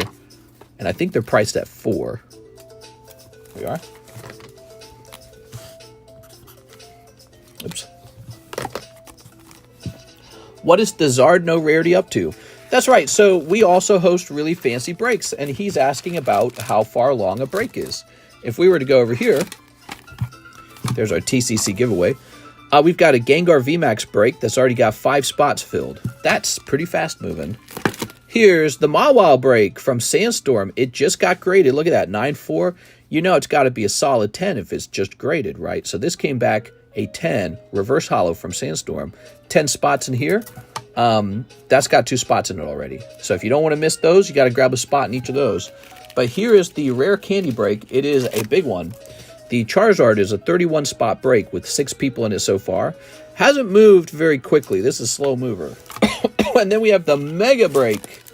The Mega Break takes a really long time because there's, like 91 spots to sell. Just takes a really long time. He's a multi-$1,000 Masaki Gengar. Really expensive card. And there has been some progress. We're at 2 out of 7 for this 500 right here, which represents how close we are. That's less than half, but that's better than 1 out of 7. It's 2 out of 7. Is that the metal ones we've had? Yeah, there's some kind of, I don't want to call them metal, but they're metal-ish. They have like a reflective surface that has a sort of metalish to it, but it's some kind of plastic, I think. They're definitely not made out of cardboard. Yeah, they might be made out of like some kind of foil. All right, so I hope that helps. We also have a booster pack break. This is the Neo booster pack break. Everybody gets one card in the Neo booster pack break. So $47 buy-in. 1, 2, 3, 4, 5, 6, 7. 7 people have bought in. There's 4 spots remaining. So this is about to go off. It's got 4 spots remaining. It's the 24 Star Wars Chrome, the whole box. 24 Star Wars Chrome. I guarantee you it's not the whole box. But hold on, let me look at this. There's not anything that's $24 for a whole box. Let's see. Oh, that's 2024. So that's the year, 2024. Topps Chrome Sapphire Hobby. It's a $64 booster pack, 1 pack. It's a super premium booster. Where'd it go? Where am I keeping it? There's Star Wars Galaxy. Is it in there? Oh no, it's behind it. I can see it. Hold on.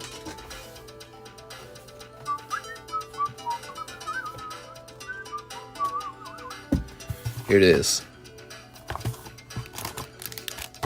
I actually have one of these. I graded one and it's coming back. Ooh.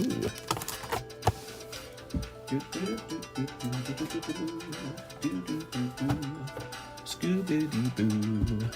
The boosters from a Hami box then. That's right. That's right.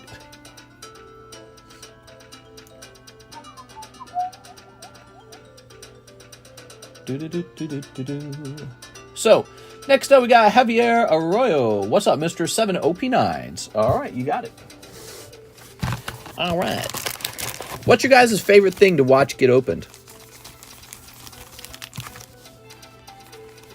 Disney gonna make Darth Maul a woman. There we go. If Darth Maul could just be a black woman, that would be perfect. We are. All right. Sneak. Or a white woman with purple hair. That would be perfect. In-N-Out Burgers. I like to see those get unwrapped. Sneak. I don't think we have that. There we go. Mister used to wear a ring. You want me to put a ring back on? You can't tell me what to do. I'm a free man. One Piece and vintage Pokemon. Vintage Pokies. Vintage Pokies. Pokemon. Oh, konnichiwa. Oh. Is Mr. single now? Oh, I'm up for grabs, ladies. Will you be selling biker patches for your gang? Yeah. Yeah, come on, biker gang. There we are. Ooh, ah. Ooh.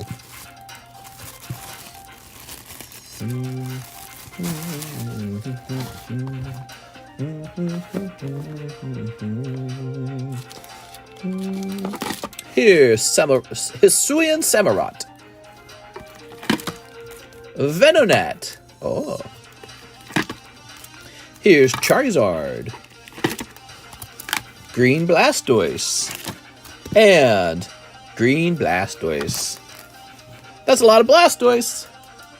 Next up, we got Mr. Roel Campos. 2 of those blisties. Oh, yeah. Let's get it, man. Where's my fishies at? Gone fishing. Did you see that motorcycle event I was at, Joseph? What did you think of that? Did you think that was cool? Karis and I kind of lingered a little bit after the live stream went down. We took the live stream down so we could actually kind of hang out. A lot of sexy ladies there, man. Everyone was in that kind of good mood, you know what I mean? That I'm biking tonight mood. There's a certain vibrancy in the air. The bring me my leather chaps vibrancy. It felt so Midwestern. It was so like South will Rise Again or something like that. I don't know how to describe it. It has a certain sort of like live free, die young. Very middle American-y. Oops. Maybe their favorite Pokemon would be Varoom.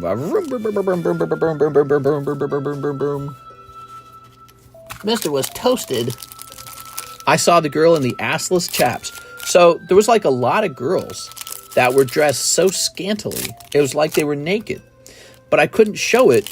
I couldn't show some of them off. And I didn't want to be too creepy about it anyways. And then really, we were just pushed around and moving, you know, during the live stream. I just couldn't show that much. But after we took it down, we were able to kind of squeeze around and slip around a bit more. And I could see where I was going. All right. No way! Woo! All right! Carp.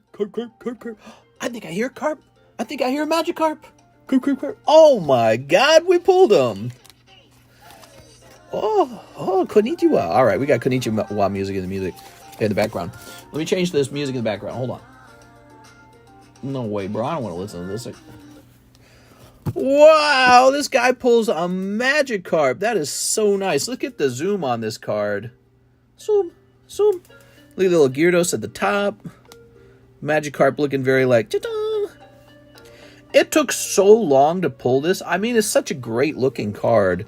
It was a big surprise to me when I found out this was legitimately a $600 card. I did not expect that. You know, I'm used to like SV49 Shiny Charizard being a $600 pull.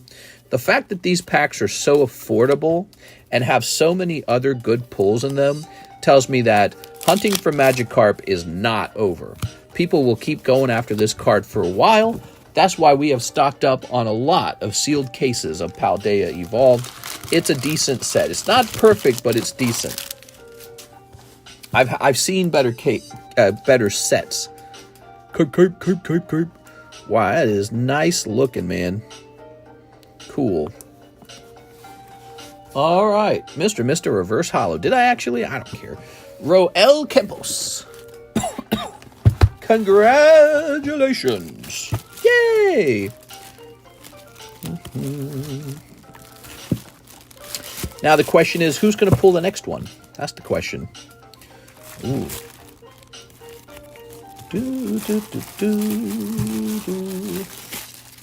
So he is real. Remember people were saying he can't be pulled from the blisters? Wrong. Yes, he can. Yes, he can. So this is going in the Cool Kids box. Remember, you got to tell me that he's up there, okay? Okay. You got to remind me that whenever you ship out. You can also send him to PSA through me, if you wish. If you do that, everyone will get to see it when it comes back. So that is the fun part of that. Carp. All right. Off into the Cool Kids box you go. And now we contact Mike's side for a clip. At 158.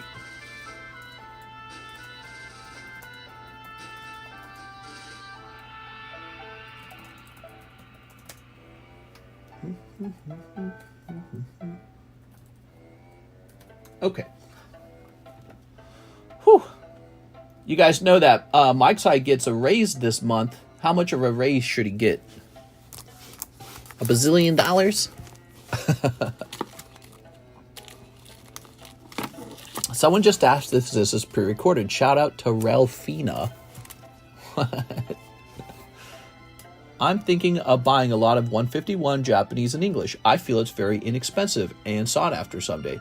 Well, so is Vivid Voltage. Never forget that. Vivid Voltage was very sought after. It got to like $400 a box right at launch. And today it's not worth very much at all. Alright, give him 2 Cheerios this month. He's earned it. Here you go, Mike's side. 1 Cheerio. Here's Charizard. Yveltal. Milk. Moo. And Chandelier.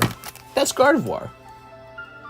Send in those orders. We need more orders. We have an empty queue. So, you guys think about that for a minute, and I'll get a couple more cards priced up. We've got, wow, Rocket Returns Dratini 9. Where did I even get that?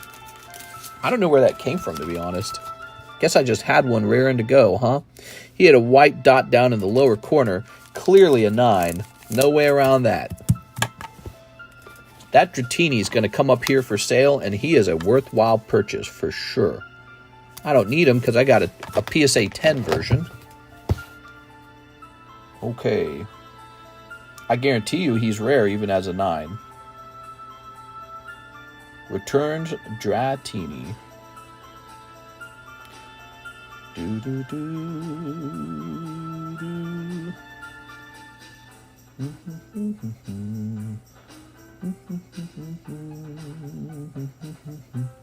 $80.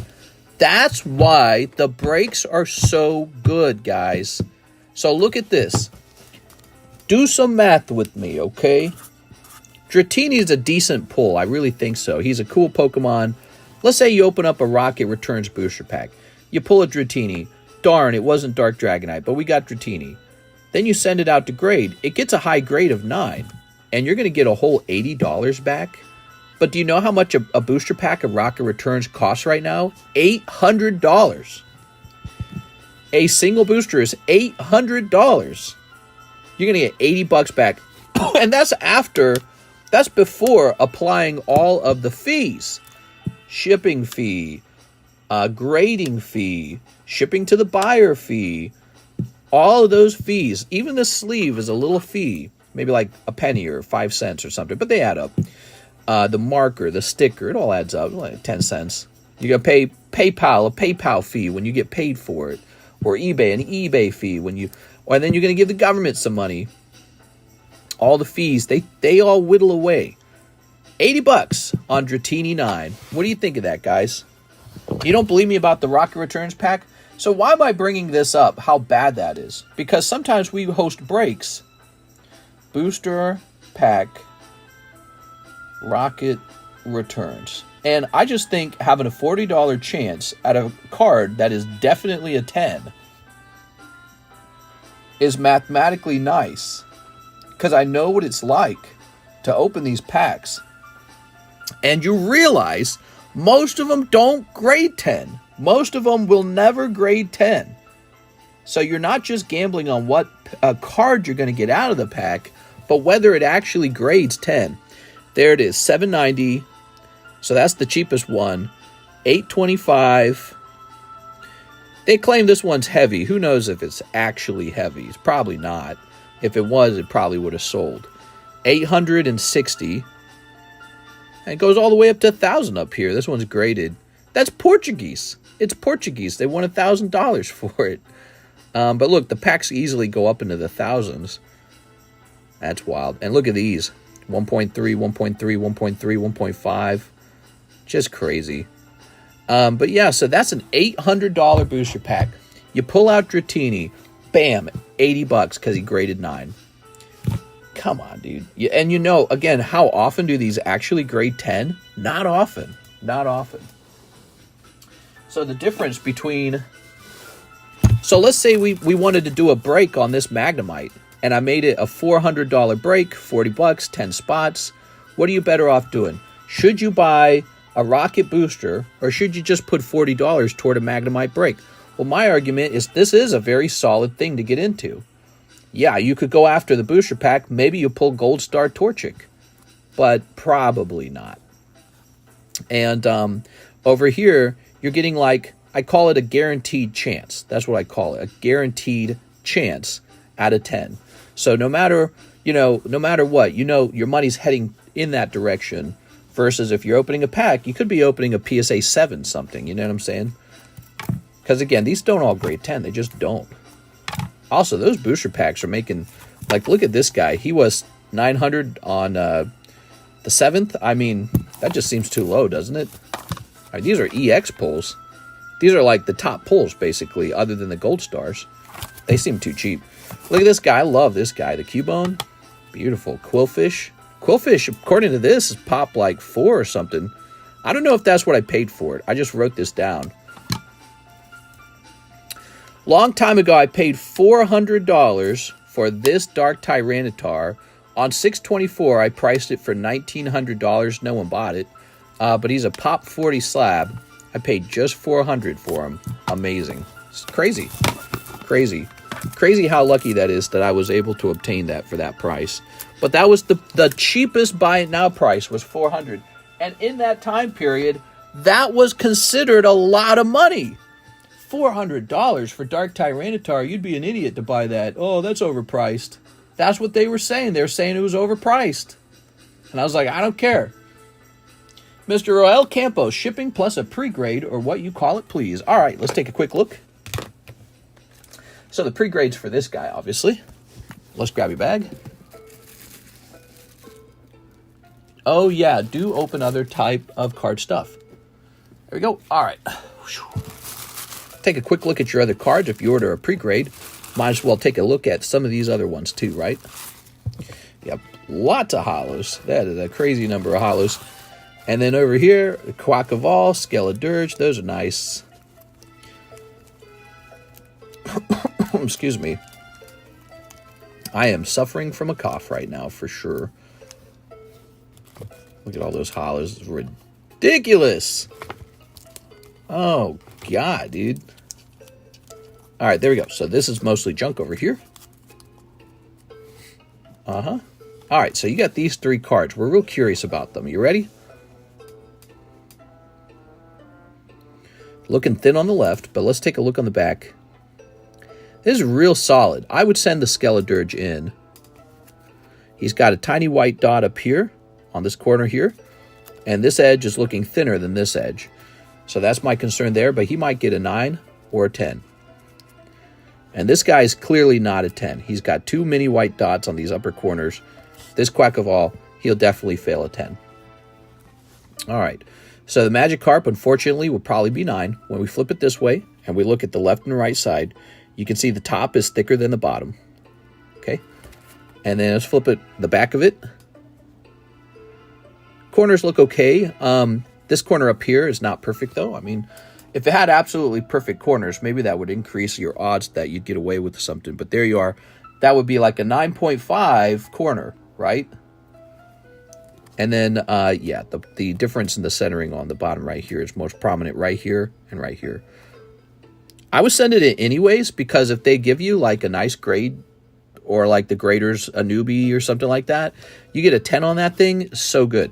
So it's like if a card should be a 9, but it's going to be a worthwhile 9, you should send it in, because in the off chance they give it a 10, that's a huge gain. So anytime you have a worthwhile 9, I just send it in. Now, if a card loses money as a 9, don't send it in. All right. Tonight, Bretta Universe lined up. Can't explain. What? 3 bars and 6 hours of sipping. What, alcohol? That's a lot of alcohol. Okay, let's get it. So.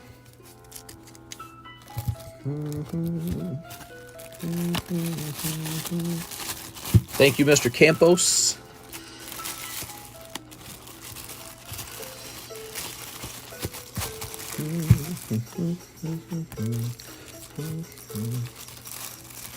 All right. Never really liked how those stuck out of the bag that way. Let's go get your label.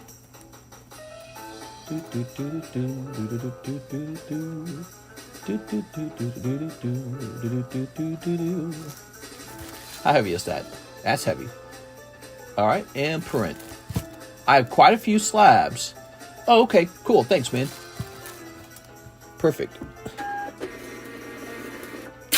All right. Okay. Put this in here. All right. Jennifer Yap, Dratini 9. And it's sold! Where'd it go? Just seemed kind of cheap, didn't it? The Dratini? It just seems like too cheap of a price. Ugh. Did I put it in this box? Is that what happened? Might have put it in the box. Oh, I did. All right.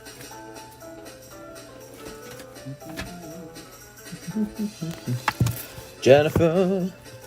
Jennifer. Boop. Oh, yeah. All right, there's Sarah Aura. Here's a Blaziken. Oh, we're getting wrapped around in the old round of slabs. Magmortar. Dedenne. I miss having fun like that I used to back in the day. Roach's Pokemon is here. Here's Josh Martin. I need a new bag. Can I grab a box of Korean Blue Sky Stream? Yes, you can. Let me go grab some Blue Sky Stream. Unless I have some right next to me. Do I? Nope. Let me go grab some Blue Sky Stream.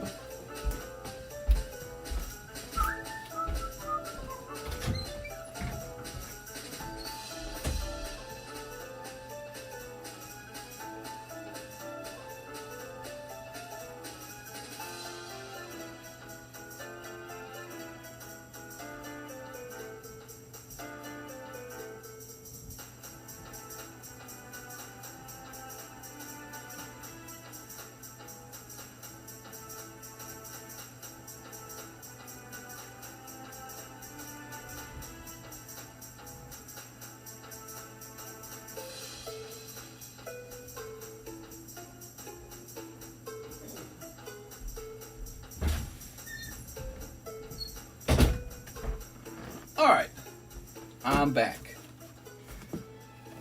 We got ourselves some Blue Sky. Really popular set. Has a chance for the 2 Rayquazas and Dragonite. And a really old set now. Getting real old. And yet, you can get a whole box of it in Korean for 40 bucks. Pretty nice. So it's a cool thing to open.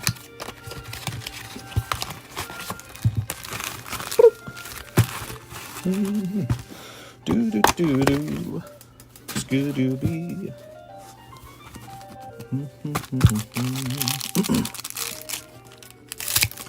All right. I was thinking about writing a book on investing in collectibles. What do you guys think of that? I don't know if I should. I'm a wordy kind of person. I got a lot of words. I feel like I could just make up some book, basically, by just typing a lot.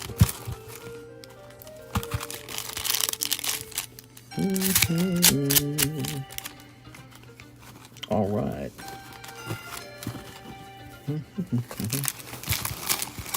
I don't know if there's many card collector types of guys who wrote good books on collecting, but I don't know. Maybe someone should. Read me above. Can you show me the Salamence tan I got yesterday? I was at work, couldn't fully see it. Would love to get a better look at the slab. This one? Oh, wow. Oh. So it's a Mega Salamence. And underneath, the regular Salamence. Here we are.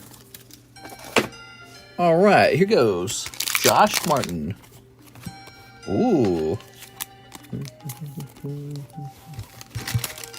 I should have been saving when I was in my 20s. You know, a lot of people in their 20s say, I'm not going to save, I'm not going to save. I got to live while I'm young. But it's like, you still value your life when you're 40 too, you know? It's not like you value your life less when you're 40. So it's okay to, you know, be strategic when you're in your 20s. Make some sacrifices for the guy you're going to be in your 40s. You know, making some sacrifices for future you is okay. That guy wants to have fun too. Except he's going to have more dental bills. He's going to have doctor screenings and checkups now. So, as you start to age. Okay, here's a cold one. Here's Jumpliff. Oh, Volcarona box. Okay. Alright, that's a Volcarona box. Yep, if you just save a little bit, let it snowball, one day it starts to look like a nice chunk of money. Here's a holo. Here's Trevenant.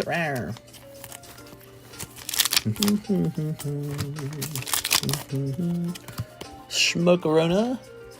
Ooh.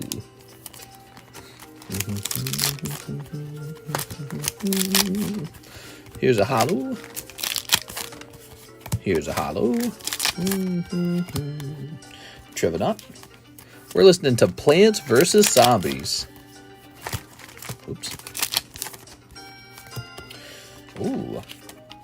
Lots of scary Pokemon in here. He might be joking about the dental bills, but biggest thing isn't saving money. It's taking care of your physical health. And that's a fair argument to make. Like, if you take care of your physical health really well, you won't need to spend as much in your 40s. In other words, if you brush your teeth every day and you don't eat candy and sugar all day long, you'll have better teeth. But I wasn't really joking. You get more dental bills as you age. Your teeth go worse over time. All right, there we go. You know, maybe you have a filling, and the filling eventually goes bad. You get a crown, and the crown eventually goes bad. All right, let's see. Josh Martin. Mr. Josh. What do you got, Josh? All right.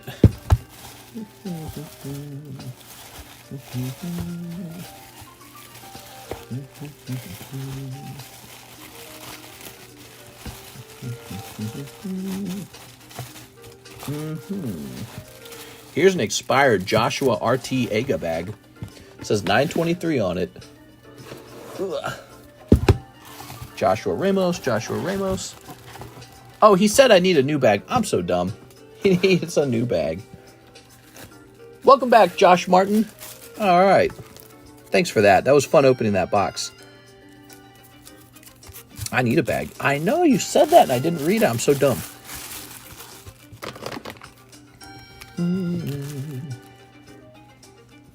Josh Martin. 924. It is 924. Wow. Long time. 1 year ago, we had a guy named Joshua Artiega, and he must have slipped away. He said, I'm out of here. What did he have? Anything? Well, he had a full art. I don't know. I'll put him behind me for now. I'll let the bag age. People think a gym membership is expensive. What is truly expensive is having to go to the hospital for a bad back in your 50s. That's true. Lucky for me, my back is really good. I have no back problems at all. Here's a Raku. Here's a Raku. Here's Pikachu. Here's Charizard. Javier Arroyo, 7OP9s. Yeah, some of you guys need to start working on your back already. And it shows. I'm looking at you, baseball mitts. Save your time, save your health, save your money in that order. You will regret how you spent these things as you age. Oh, you're so wise. Bro. There you go. Sleep. What are you doing here? You're so old. Where's your family? I'm just messing. Yeah. Never ever pay a hospital bill. You will thank me later. Will I? Will I? Here's a Holo. I think the hospital will be like, we're not taking care of you anymore. You gotta pay up front. Hospitals are gonna be like, Ooh. And then when you go apply for like a home or something, you're gonna have wrecked credit scores. So if you ever want to buy a home or a car ever again without just pure cash, you know, if you want a loan for anything, they're going to be like, well, we saw that you have a 0 credit score from all your hospital bills you won't pay. We're not loaning you any money. You're a risk. All right.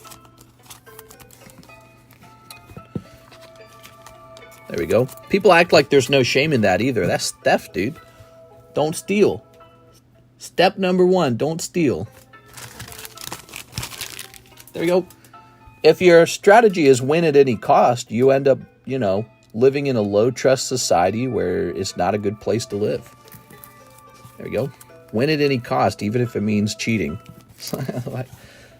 Maybe. I don't know, dude. There we go. Wouldn't it feel good to win and choose the high road at the same time, I mean? Because you can just do that. It's not impossible to do. Here's Mega Blastoise. Here's Palkia. Here's Charizard. Now, some people can't pay their hospital bill that's a different scenario. Here's Charizard. Order still closed? I think you're asking if they're still open. And yes, they are. I remember you've told that story before. Didn't you get away with not paying a hospital bill? We had a hospital bill that was really old that we had basically like forgotten about paying. And when we went to apply for a house loan, they're like, oh, looks like you did not pay this medical bill. And so to get good credit, we had to do like a credit correction, and that included paying that bill. And we've had to do that once before with FedEx as well. So they pay attention. We've bought a couple homes. They pay attention to your past. They want to know if you pay your bills.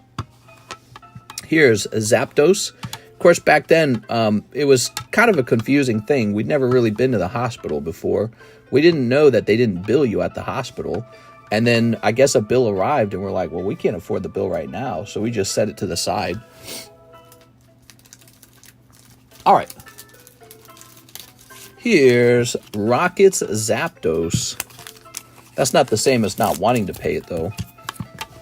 Here we are, or believing in a concept where it's like, well, if everyone just doesn't pay their hospital bill, ta-da! That's not what's going to happen. There has to be some kind of consequence. So you could tell somebody, prioritize your hospital bills last, but it, they'll hurt you in the long run if you don't pay them one day. Oops. All right, wait a second. There we go. In terms of advice. All right, let's see. 38. How many people are actually buying houses, though? I guess nobody. Here we go.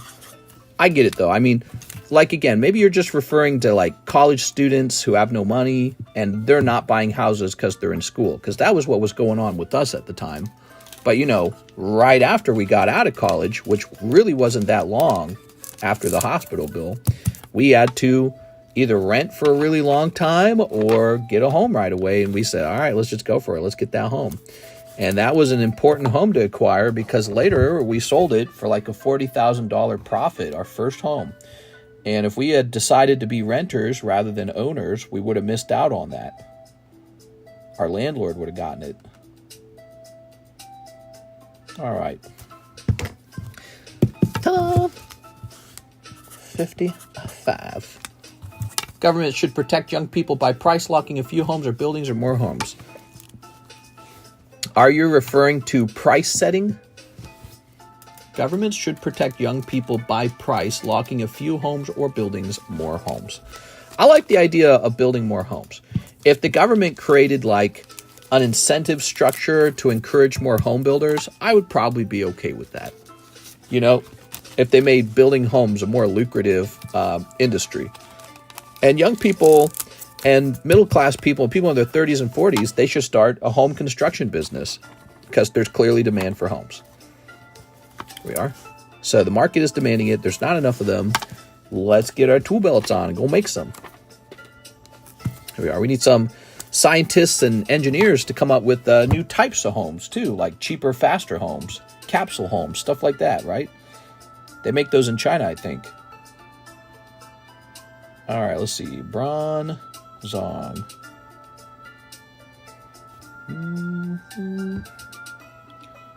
But, people complain about house prices all the time. But what I find funny is they never want to relocate to where the house prices are cheap. They just don't want to go. I could open up Zillow right now and probably find you a real home in Missouri right now for like $60,000 to $100,000. Right in that range. Maybe about $100,000. Will it be a nice home? No. Will it be in a nice area? No way. But it's just sitting there. But people just don't want to live there. They want to live in a really fancy, nice home in a fancy, nice area and say, I belong here. This is where I belong. I don't belong in stinky Missouri, in the yucky part of Missouri. I don't belong there. It's like, well, what's your job skill? What do you do? I put things on the shelf at Walmart. You're priced out, bro. You can't live there because you're surrounded by maybe like engineers or something. And they're just buying up all the homes. You're priced out. What can you do about that? What's the move?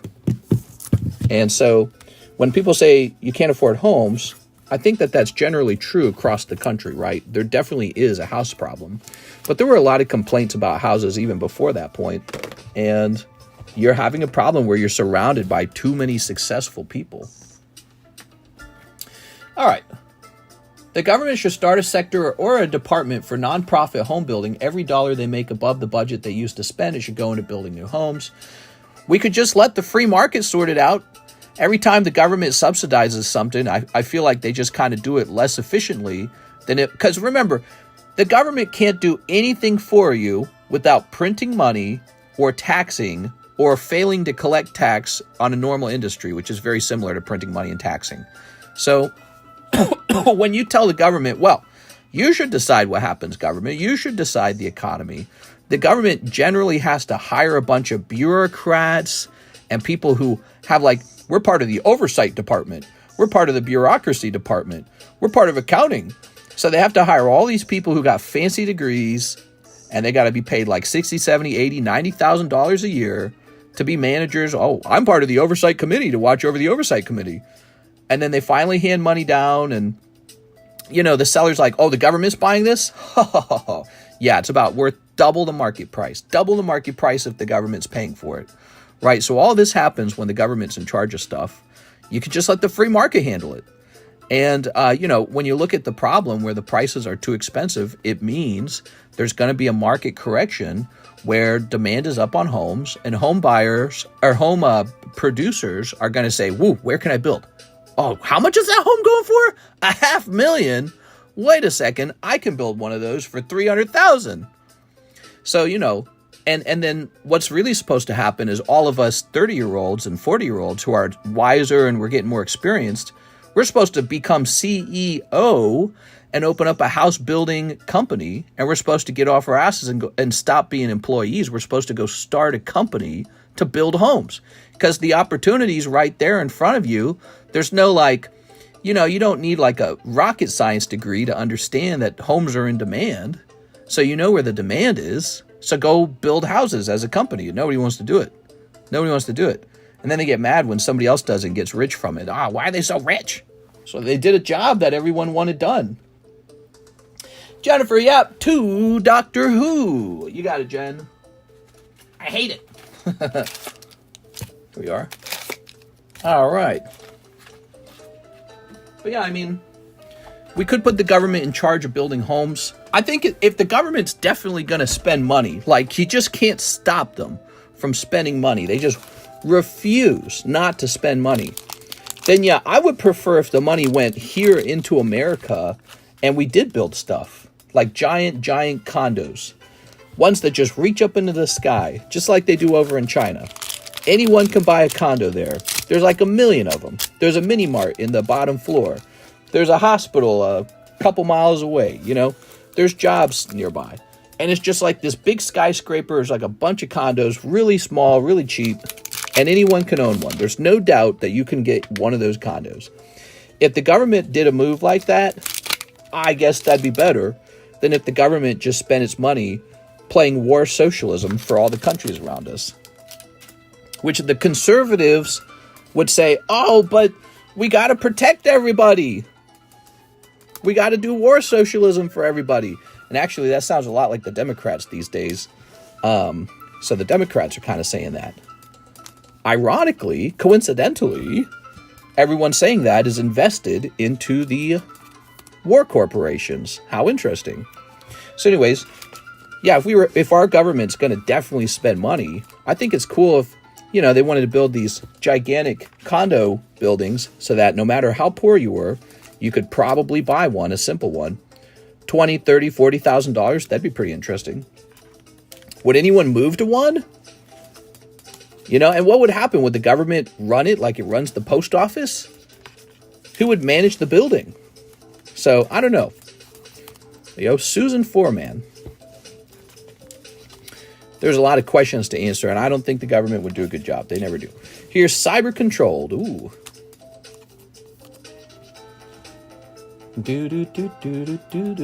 Why does the economy get bad in the first place? Bad leadership? Well, the economy gets bad because of bad investing. So the government prints up money, and then they invest in things they shouldn't invest in. It's as simple as that.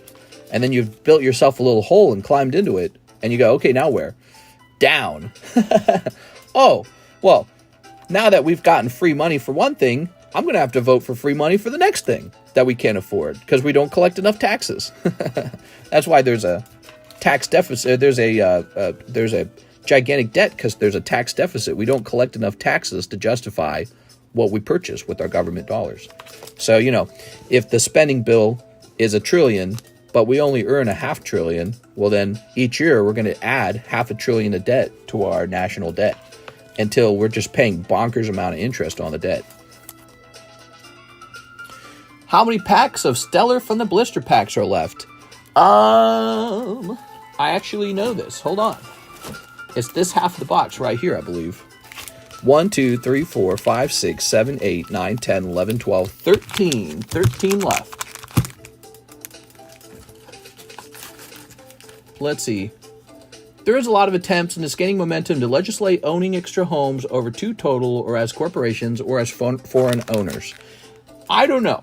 I don't know how well that will work. I'm starting to realize rules like that, again, are very similar to they're very similar to price controls. It's not a lot different from a price control.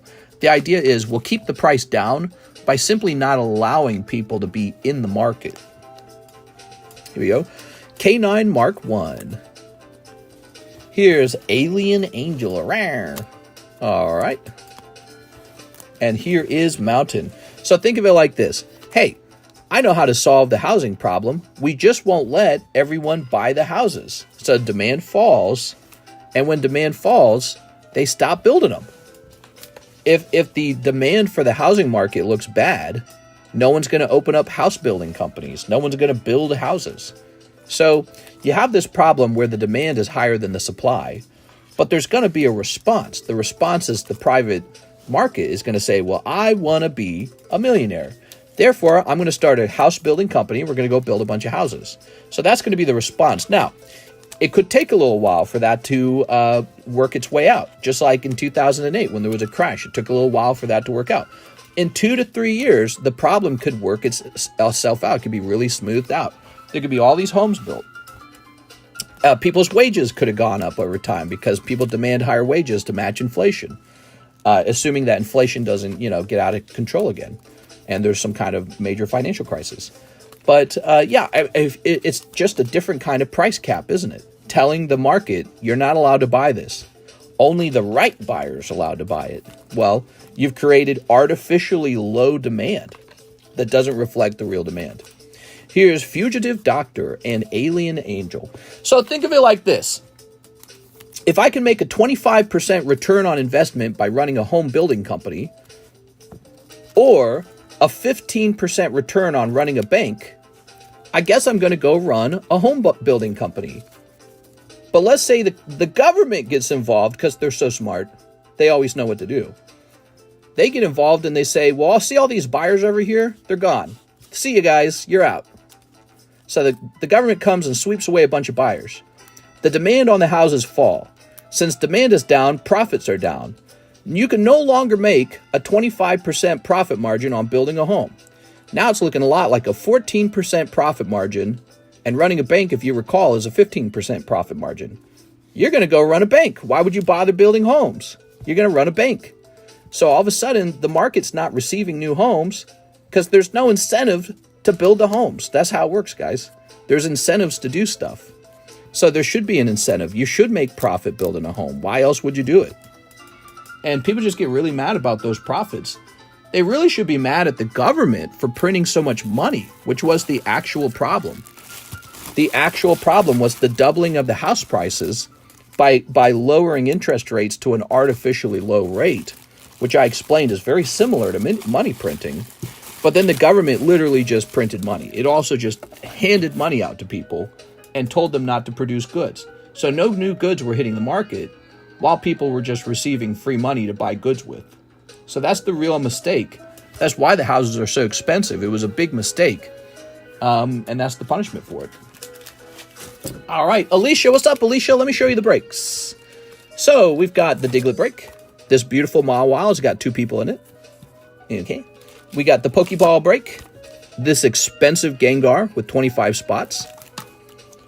The Candy break, Rare Candy. He's got 6 spots in him, 31. And then the Mega break. Finally, we have a booster pack break for $47. There it is. There is a lot of attempts, and it's gaining momentum to legislate. Oh, I already read that. Excuse me. I guess there's always something wrong with everything, but regardless, we need to decrease price of everyday goods by better government spending. Been giving too much away lately. Yes! Yes! All of the problems stem from one place. Too much government spending. The government spends the money that it didn't earn, and it doesn't spend the money as carefully as the people who earn it. If you had to actually suffer to earn your money, you spend it really carefully. Governments spend other people's money, and they just kind of spend it like crazy. They really don't care because it's not theirs. Also, they don't get punished for spending badly. Nobody ever punishes anyone for spending money badly in the government. Instead, they go up there, and we decide, do I like their personality? Who's got more hair on their head? And then we decide. So that is all part of the problem. Not to mention, the average American, I think, is not very good with finance. So it's like, if the average person is terrible at finance, why is the average person voting on what America does with its finances? The average American is not suited to making complex financial decisions, but they're choosing the leaders that will make complex financial decisions. How does that make logical sense? It doesn't. Maybe to vote, you should have to pass a financial exam. That would be smart. No, that won't. That's literal tyranny. They're taking away our rights to vote. It'll be something like that if we ever try to pass that. A literary test on finances. If you had to pass a literary test on finances, they would say, this is the Republicans trying to pass a bill that'll stop minorities from voting. It'll be something like that. Even though it makes perfect sense to have to pass a financial test before you choose the leaders that will decide what to do with our finances, with our money. That would make perfect sense. They would never allow that bill to pass. They'll call it everything evil under the sun, and our country will just go into way more debt. And there will be some kind of collapse eventually, and then we'll get like, oh, maybe we shouldn't do that. We'll get kind of tough and anal about it. I think for Gen. I have no incentive to be a pimp. Now, if the government bought up all the Stellar Crown booster boxes, we'd be screwed. He said 7 spots are in already, so 4 should be left. Is Jen asking how many spots are left? I can't even see a message from Jen. Let me try going to all messages. I'm on top messages. I still don't see it. Excuse me. I know a lot of people that were given $50,000 plus each, and they don't have to pay back a penny. PUA and PPP effed our economy. The PPP loan, right? Yeah, and then, you know, Kamala Harris is saying, look, if you open a business, we just give you $50K. And it's like, why? If they're opening a business, they're playing at becoming millionaires. Why are we giving millionaires $50,000? They're not millionaires yet, but you know what I'm saying? If their business is successful, they don't need $50,000. If their business is a bad business and it fails, why are we propping up a bad business with $50,000? It's just throwing the money away. They've got a bad business. Either way, it doesn't make any sense. Now, if they're going to do a $50,000 government loan with competitive interest rates, and it's just very easy to apply for, maybe that I can get more behind. But that's actually also how we got into the student loan problem, where it was very easy to access free money from the government as a loan. Now everyone's got this debt, and they're like, well, you got to pay for it, not me. Bryce Wolf, Zapdos. Ooh, yeah, that's a good-looking one. If they have a successful business, they're on their way to becoming millionaires. Why are we giving them? They're the last people who need money. There's people who need help with cancer. There's people who they need cancer screenings. There's people who need help with rent. Why are we giving the money to a rich person?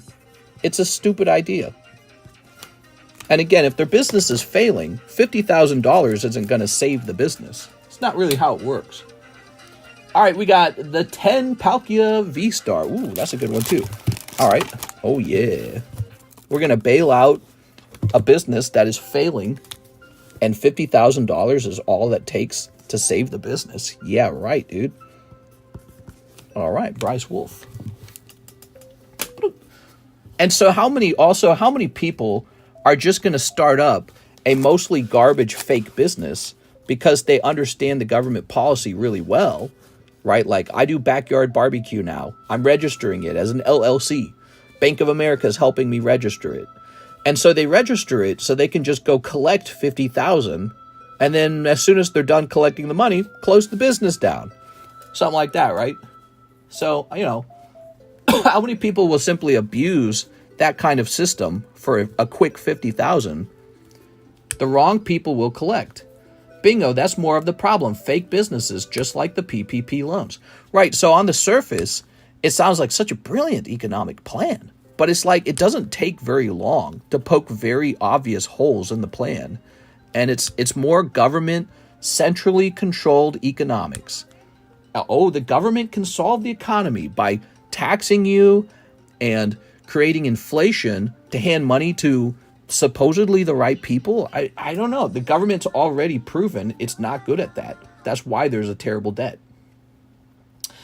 All right, Roel Campos says, I'd like the Japanese Zapdos if it's still up there. Now, I believe you missed it. Did I have another one? I might have had two. It's a $50,000 tax break. They have to owe $50K in taxes to take advantage of it, right? So in other words, a company that's very successful then just keeps $50,000. Why? Why don't we give $50,000 to a single mother? Doesn't that make a lot more sense from a socialist perspective? It's a literal tax break for a person on their way to being a millionaire. Business owners get rich. It's a handout to the wealthy. The opposite of what the Democrats and the socialists say they'll do. Oops. Let's see. I'm going to look around for another Zapdos, because I think I had two. Man, we got so many cool slabs. Should put this in front of you guys. They need to legalize marijuana. Marriage. Oh, man, we were at that bike fest. There was so much marijuana there. Oops. Let's see.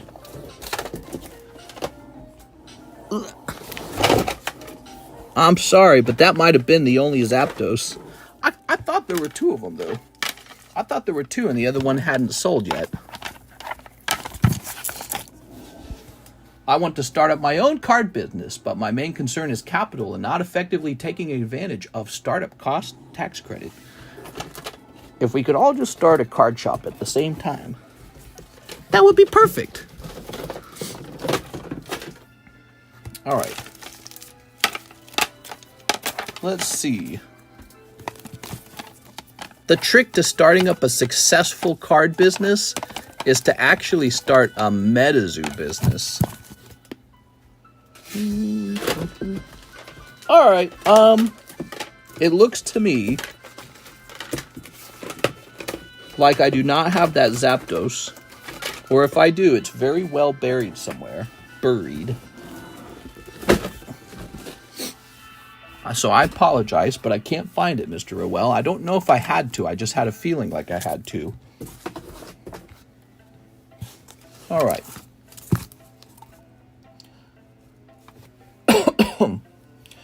He's right. Quick Google, $50K tax break for business expenses, so they have to spend money and operate a business, and then it looks like reductions on taxes they already paid. So you don't get taxed on money losses. You get taxed on profit. So you made a profit, and the profit is actually so good that you had to pay at least $50,000 in taxes. That means you made some good sales. And so now instead of paying your fair share as a business that presumably is going to be in business every year now, you just get $50,000 free dollars from the government because you don't have to pay your fair share of the taxes. I can see some people saying corny things like, well, you know, the big corporations get a tax break. Why not the little guy, right? But the truth is, neither the corporation nor the so-called little guy, who again is on his way to becoming a millionaire, even need a tax break. Neither of them do. The story has always been that there's this suffering lower class, underclass, and they need opportunity and they need help. But the person who's already figured it out, they just give $50,000. Why? It just doesn't make sense to me. And people would just clap for her and be like, yeah, that's brilliant. That's smart. Do that. It's like, what are you talking about, dude? What are you talking about? Where does the government get the money to help people who actually need help? It's the same as the student loan garbage, right? It's typically middle-class people who get the student loan. Really, really poor people, they don't even go to college. And their prospects are lower than people who actually graduated. So it's like when you do a student loan forgiveness, you're helping people who need less help. The actual underclass needs help. And instead of helping them, you're giving money to, girls who went to college for like psychology degrees or history degrees. Take your pick. But, there's a guy who's maybe his family died. He lost his parents and he just works, as a mechanic or something. And he's got a bad eyeball or I don't know. And he's got all these medical bills lined up. No, he doesn't have generational wealth. He's poor. He's got maybe like a baby. He could use help. He didn't go to college. He's just working on cars or something. Don't give him any money. Give the money to this person who went and got a dance degree. So what? It's so messed up when you think about it. Because you can identify people who are really struggling. Or you can just pander to your voter base and say, I'll give the money to you. What's the moralism in that? Hathim says 7 more packs of Stellar. Here we go. My understanding is that her proposal would increase the amount of startup costs you could take in the first year from 5K to 50K, so that 50K only applies to startup costs. 1, 2, 3, 4, 5, 6, 7. That doesn't make any sense. You said it was a $50,000 tax break. That doesn't have anything to do with the startup cost. A startup cost is a deductible from your tax. Well, not a deductible, but it counts against your profits. So if you have startup costs, that's going to lower your profits. The amount you're taxed is just what you actually made in profits. So you have to make a profit to pay a tax. If you made no profit, let's say you made a negative profit, well, then you don't owe any taxes. 1, 2, 3, 4, 5, 6, 7. So what is it? Is it a bonus for your startup costs, or is it a tax break? Here we are. Let's see what we got. America's far from fair. All right, snipping this. What do you guys think about the no tax on overtime proposal? That's interesting. I like that one a little bit better than the no tax on tips. No offense to people who work for tips, no offense. But the overtime, people who work overtime, they really suffer, man. Those guys have worked further than 40 hours, and they got to pay like this heavy overtime tax. Why did we start doing that in the first place is my question. When was that implemented, and what was the goal of it? I feel like,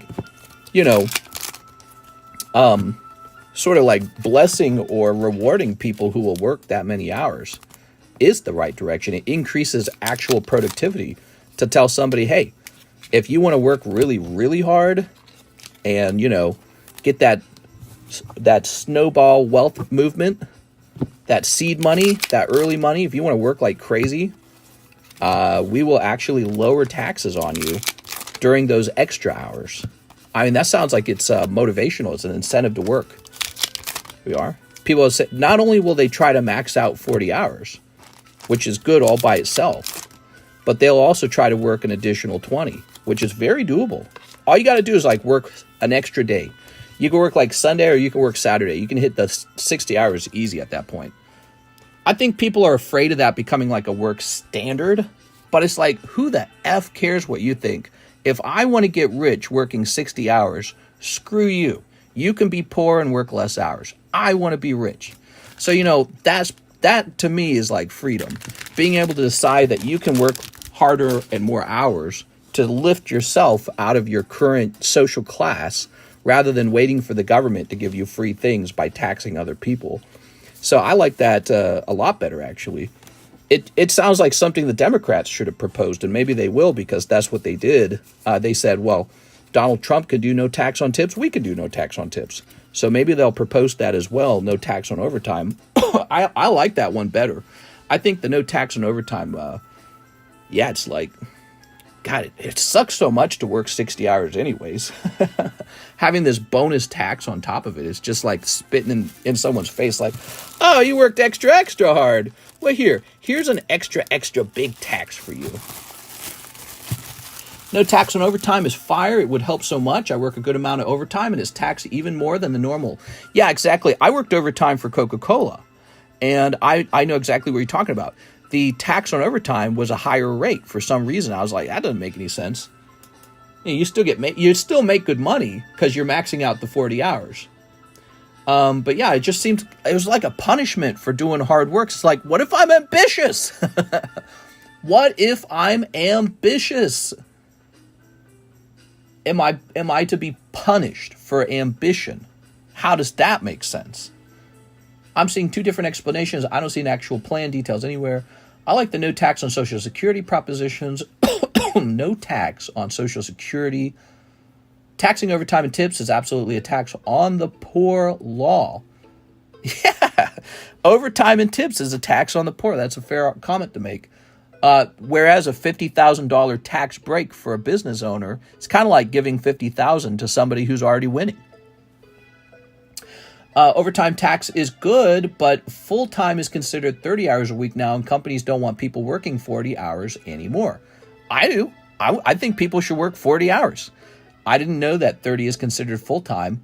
30 hours? I could do that in my sleep, dude. What is that, like 8 hours for 3 days? That's 24. So it's 8 hours for 4 days. That's it? 4 days of actual full-time work? And that's 32 hours, isn't it? So it's really 3 days of 8 hours and 1 day of 6 hours. That's considered full-time.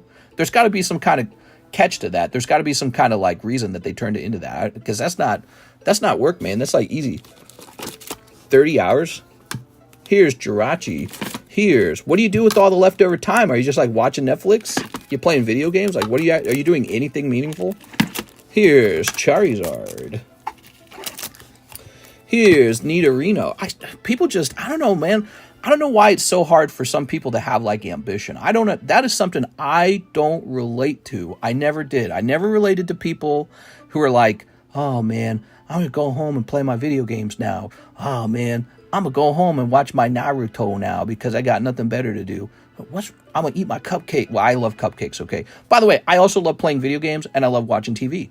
But it's like, I just don't relate to the sort of like fragility where you can't handle too much stress.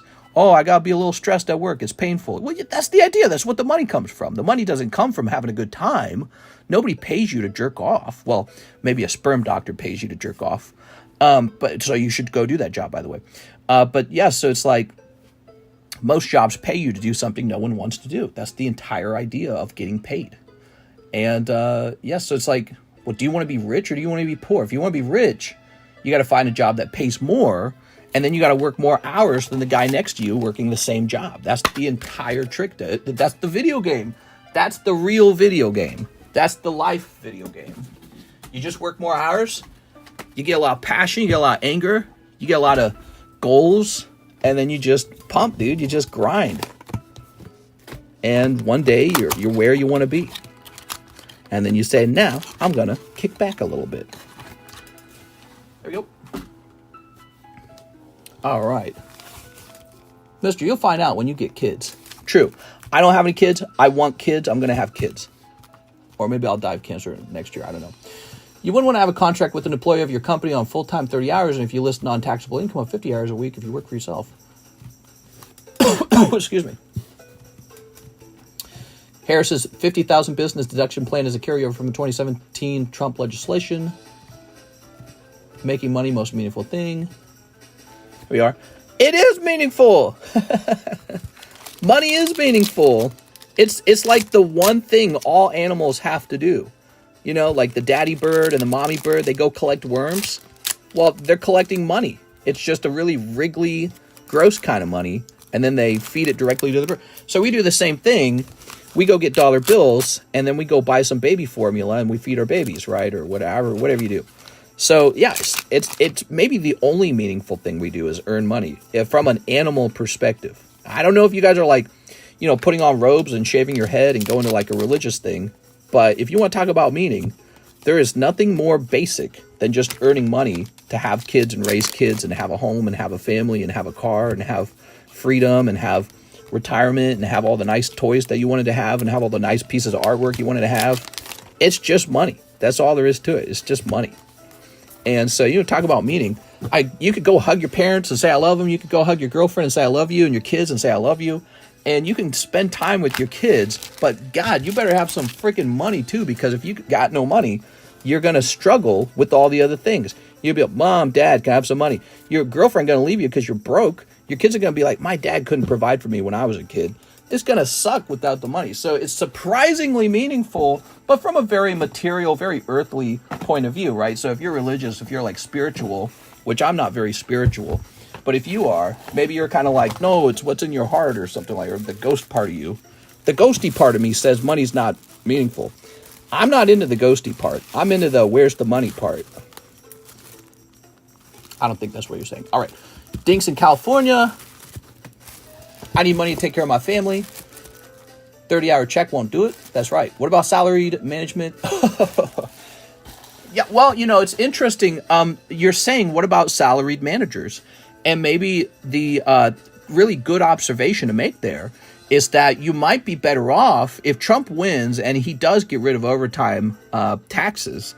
You might be better off switching out of being a salaried worker into being a overtime worker with another company, because the company's not going to be affected by you not paying taxes. So you want overtime, you got overtime. Bada bing, bada boom. So if it's a company that does overtime for its highly skilled workers, and you can swap out of being a salaried manager into being an overtime paid worker, go for it, man. That might be the smarter move, which is counterintuitive because you grew up hearing that you need to become a salaried manager. But so, the game rules have changed, and now you got to look at those positions differently. You got to see the hierarchy where the manager is actually beneath the hourly worker. So you got to be clever enough to do that too. All right. Oh, baby, look at that Charmander. He's so hot looking. Rainbow Charmander. You guys want to see a cool pack opening? All right, I got to get a pack for you guys. Give me a second. All right, so. I don't even want to be rich. I do. Who doesn't want to be rich, really, though?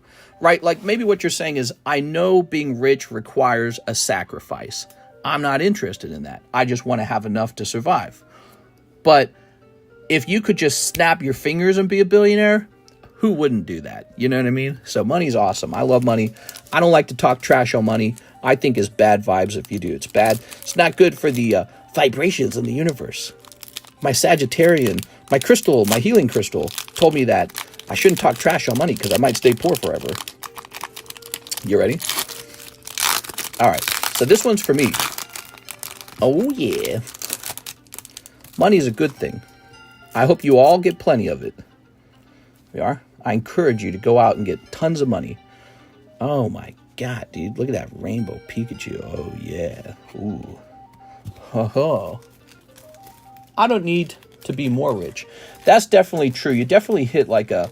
But that's not true for everyone, baseball admits. Some people are really still at a point where they're still earning. And then the story of Scrooge is the warning about obsession over money, which is definitely a useful story, right? But, the smart money person understands all these things. You can only earn so much in a lifetime. So you have a certain amount you can earn in a lifetime. And so the job is to optimize earning that amount as quickly as possible and then spending it in the most meaningful way possible. So optimizing for fun, optimizing for family, getting that trust fund going, making sure you got everything you need for your healthcare needs, trying to predict that. So that's the smart money, is setting all those things up. They're strategizing those things in their head. But, people who say stuff like, oh, why save up for the future? I might not be here tomorrow or something like that. Because most people, even though that kind of stuff does happen, most people are going to make it somewhere around 70, right? That's the average age. So some people will have tragedy, and I'm not betting on tragedy. I'm going to bet on average. But some people, they bet on tragedy because they think they're going to be gone tomorrow. But to be honest, I think they're just rationalizing. They're rationalizing poor financial decisions. So they say, oh, money doesn't matter. I'm going to be young and beautiful. I'm going to go hang out in Paris and Portugal, and I'm going to spend all my money today and worry about getting rich when I'm old. And it's like, and then, your older years come around and you got nothing helping you. And what do you know? You make it to 75 just like the chart said you would. and you're just kind of flopping around being like, hey man, hey, you're my kid, you got any money for me? You know, begging your kid for money, which I've seen that now. I've seen that pretty badly now.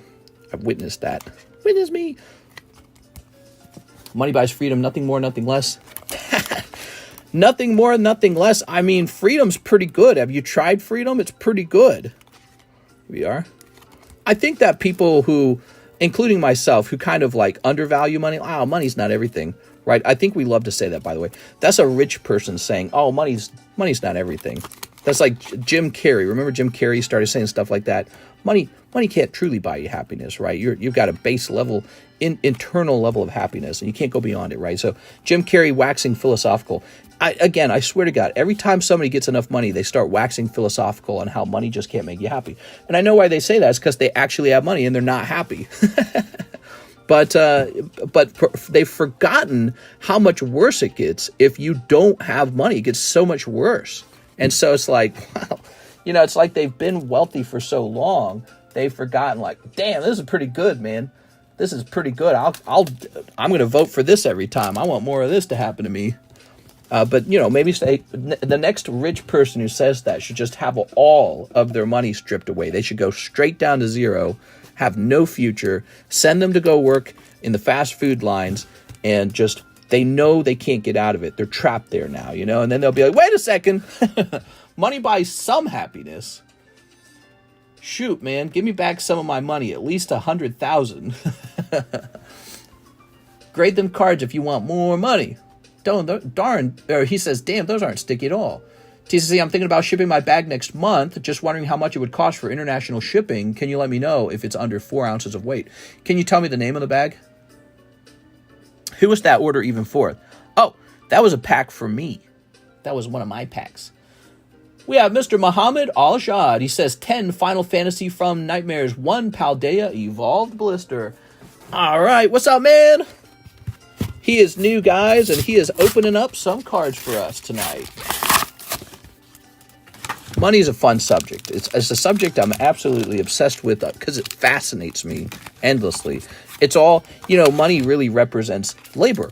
It represents man hours. It represents energy. So it's a really, really fascinating subject. Here we are. 1, 2, 3, 4, 5, 6, 7, 8, 9, and 10. Everybody wants it. It's so hard to obtain, so hard to create money. You know what I mean? To create something. It's, you know, something that has like some kind of value to it. So difficult, genuinely difficult. Great. Everything is solid.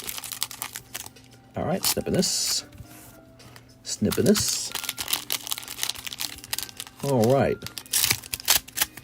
Very nice. But, you know, I've always said this when it comes to politics. Pick the politician. Don't worry about social politics for a minute. Social politics is like to abort or not to abort. Social politics is like, should the boys' bathroom have tampons in it? Social politics is like, to woke or not to woke. I don't know, right? That's social politics. Should my neighbor be diverse or should it be the same color, the same color as me? Those are social politics. I tell people, don't vote based on social politics. Don't do it because it's really not that important in the end. The one thing that's really important is whether that politician that you're electing is going to make you and your country more poor, or will that politician make you and your country wealthier? And I bet you as a sort of thought experiment, THOT experiment, if you could track in a parallel universe these two parallel leadership choices going this way and this way, if you put all of the leaders who made you wealthier on this side and all of the leaders who failed to make you wealthier on the other side, it really didn't matter who had the better social policies. What really mattered in the end was who made you and the country wealthy. In the long run, nothing else really matters that much. Rest of it's like high school politics. Oh, well, he said blah, blah, blah, blah, blah. Here we are. Titus, he had sex with the porn star. Kamala Harris's laugh is bad. Here's Yuna. Ooh. To World War III, or not to World War III? That is the question. Yeah, exactly.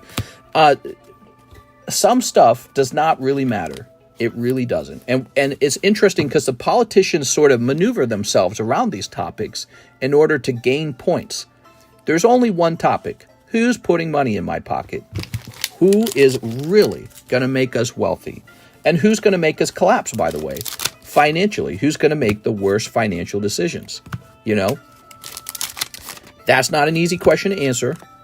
If you are not financially literate, you should be if you're going to vote, right? That just makes a lot of sense, doesn't it? But if you could create a parallel universe where each candidate that never got voted in was tested out, and you could organize them by the candidate who made more money and the candidate who made less money. And you put all the less money candidates on one side and all the more money candidates on the other side, the rich guys or whoever's generating wealth, and you just line them up and send them out there. You'll find out this country is doing very well because it produced a lot of money, and this country is in decline like crazy because it couldn't produce money. It turns out that is the better predictor, in my opinion. So that is my ideology. That's my analysis. And it's the only thing I care about. There's no party loyalty. That's ridiculous. The idea, and I know that's not how it's going to work for everyone else, because people will even be brand loyal to like PSA versus CGC or PSA versus BGS, whatever, or like PlayStation versus PC or PlayStation versus Nintendo and Xbox. You know, so people get really brand like obsessed. Well, this is my brand. There's no brand. There's just the smartest move or not the smartest move. That's all there is to it, right? When it comes to making a decision. So there should never be such a thing as party loyalty. That's ridiculous. I mean, if you said I have strict party loyalty, that would be my first inclination to believe that maybe you're not that smart, right? That would be my first guess, that maybe politics is not a great place for you to be, because it's really about who's going to make you rich. I want to be rich. And this is why these discussions are so fun. Here's Tinkatun, Glement, Varoom, because the thing we have to do is sit around and scratch our heads and sort of play bingo, sort of play Yahtzee or whatever, where we're trying to guess, like, which of these policies will actually work. You know what I mean? And you never know what will actually work. In hindsight, you know what works. You don't know what's going to work in the future. That's a lot like predicting the future. Mr. Muhammad, let's grab your bag. You don't really know what is about to work until time has passed. You can look at history, you can create models, you can make guesses, you can create lots of models that suppose many outcomes. You can be like, this could happen, that could happen, bird flu, super flu, kung flu. There we go. It's really tough to know. Elect Gary, Mr. for President. Do you really believe either Trump or Kamala is financially literate? I mean, I would bet Donald Trump is financially literate because he actually ran businesses. But that doesn't mean his plans are better. I'll leave that up for you to decide. But I think a lot of politicians are literate in the game of being a politician. That's what they're good at. They're good at pandering. They're good at pantsuits. They're good at not saying what you're not supposed to say, or saying what you're not supposed to. No, I said that right. Not saying what you're not supposed to say. Yeah. So if you got a degree in politics, doesn't mean you're a brilliant economist. Doesn't mean that your ideas are that good. Just means you're really good at getting votes and also getting donations. Trump put money in my pocket by having less inflation, cheaper gas and food. Biden blew it all to hell. The people voting for Biden and Harris don't drive and get free food from food stamps. Did the Gengar break go off? Here is the Gengar break. There's Mawile. Here's Gengar. Here's Charizard. Well, I mean, let's say that Donald Trump gets elected and he starts spending all this money, kicking out tons of people.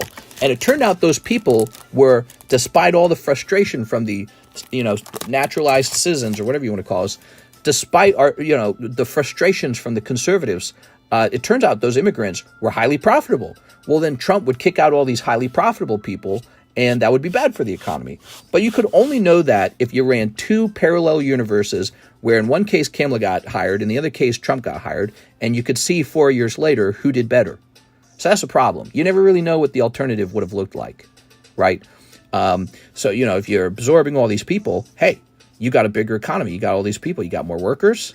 You got people who are desperate for work. You got people who don't want to screw up their chance to be in this country where it appears the opportunities are great. They have children. They buy stuff. Or maybe, on the other hand, their net tax losses. Who knows? Maybe their net tax losses. There was a study in like Sweden, and they found out if you got an immigrant from Japan or Europe or America, they were a net tax gain. If you got an immigrant from like Northern Africa or the Middle East, they were net tax loss. Now, that was just their study over there. You can look it up. And I don't know much about it. I'm just a guy, repeating what I read online. But so if they were a net tax loss, well, then maybe having a lot of them would actually be bad for society. But see, those are the kind of things where you argue and you debate. That's where the fun of politics is where you're trying to make those predictions. You try to create like models, or you try to create studies, or you try to figure out what's going to work best. But the outcome should be the same. We always have to be making the smartest financial decision all the time. That's really all it is. And unfortunately, most of politics is like, it's like this, it's just constant fear. That's all it is. It's constant fear and pandering and, oh no, the boogeyman's going to get you. The boogeyman's, he's right behind you. I swear to God. So there's a lot of boogeymans when it comes to politics. Hathim, 3 PRBs. There's a lot of politicians who want to run your life. They're obsessed with running your life. They love to be in charge of things. That's why they're in government. Hey, I think I should be in charge of things. What kind of psychopath do you have to be to feel like you should rule over everyone else, right? So you have to be a certain personality type, I think, right away to even want to run in politics. Nobody said he would have to have the same ethics as you to make money. He seems to take pride in using the system to make money. With bankruptcy loopholes does not mean he isn't smart financially. Here we are. All right. Let's see. Yeah, and then on the other hand, you could have a person who's very smart financially, but their idea still doesn't work, right? So let's say, I don't know, you put like Elon Musk in charge of the government. He's the king. He's the dictator. But then he makes some gambles. He makes some, tests, some tries, and it doesn't work because he's really smart and he arrogantly overlooks something, or, who knows?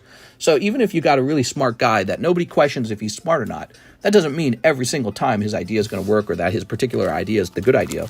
Maybe he has some sort of emotional bias to it. Maybe he has a sort of like ideological or philosophical or religious bias to it. You know what I'm saying? But it's always in hindsight we can see who the winners are, right? Like maybe Jeff Bezos should have ran the government for a while. Maybe he would have been brilliant at it. These CEOs are really smart dudes, it turns out. That's why they can run these huge organizations so well. Hathim. All right, Hathim, you got 3 PRB1s. Neither Trump nor Kamala know finance. Well, I don't know if I agree with that. Trump gains more confidence from the market, so I guess his reputation will help us as a business owner. What about the criminal being let out of jails and dumped here? The apartments in Colorado, the Haitians eating dogs and cats.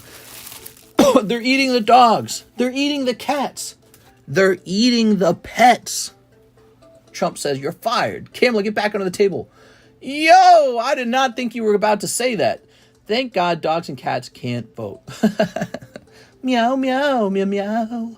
Meow, meow, meow, meow, meow. Trump doesn't have a plan. We have nothing to go off of except the random things he says at rallies. What is his plan? He has like a tariff plan, right? He talks a lot about tariff this, tariff that. We'll manufacture it here in America. So that's sort of like the feel you get from him.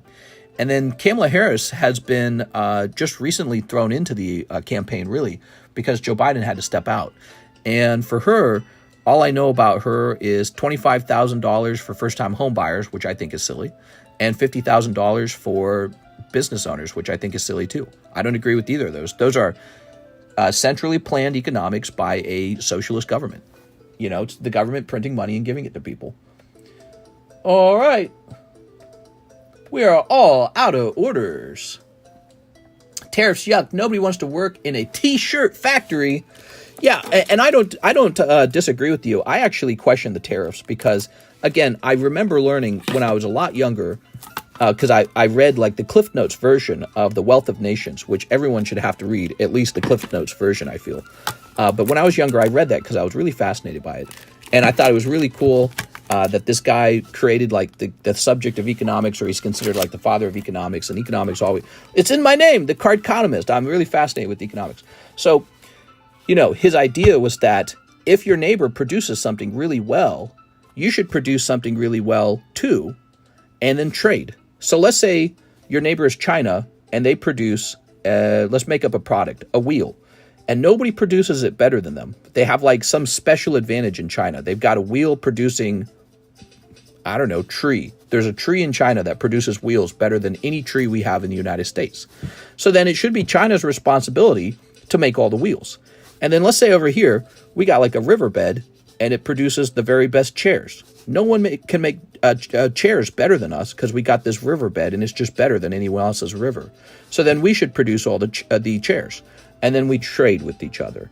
That's what makes both countries wealthy. So you're supposed to take your business advantage and focus in that area and then trade with your neighbors.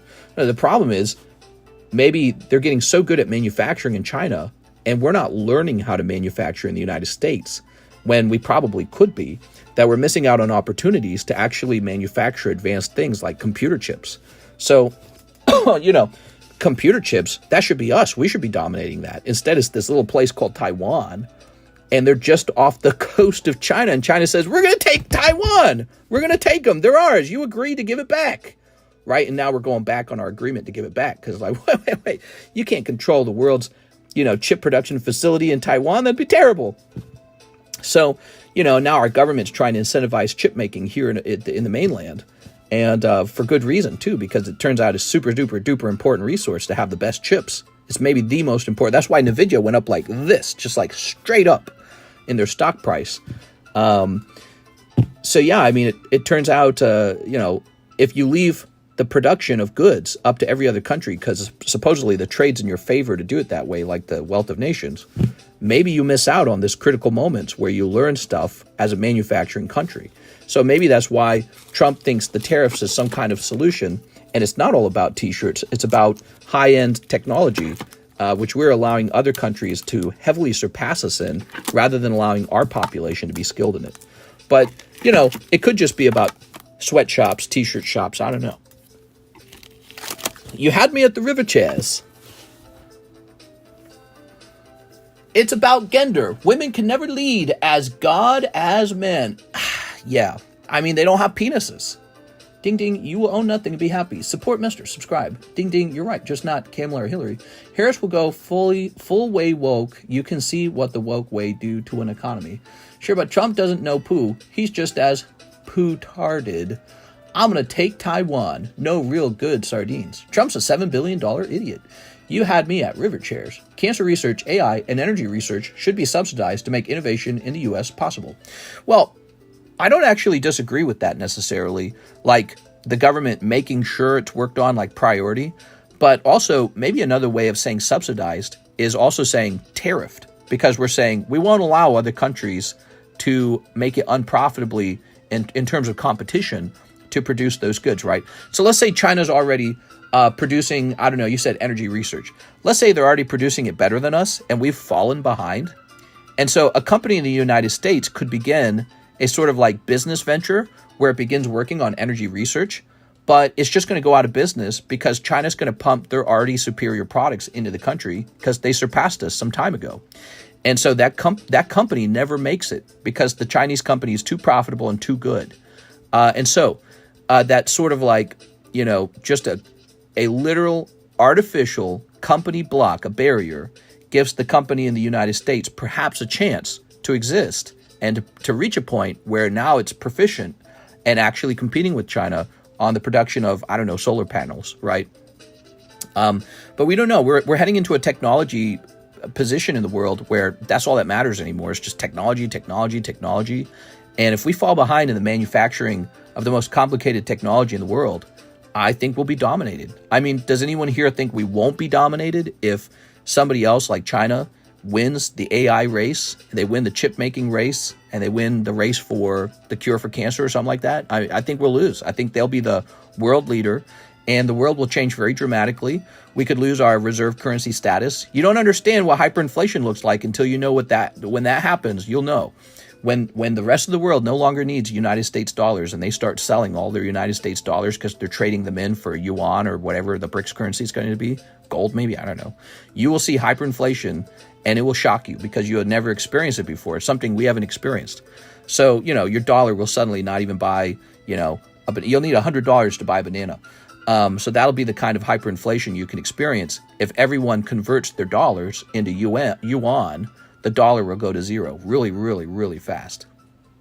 And why would they do that? Well, maybe they'll do that because a country like China becomes globally dominant. And they say, well, now, if you want to do business with us and have access to our superior AI and our superior chip manufacturing, you have to use our currency to trade in, or we won't accept any other currency. Now, what would really happen is we'd go to war.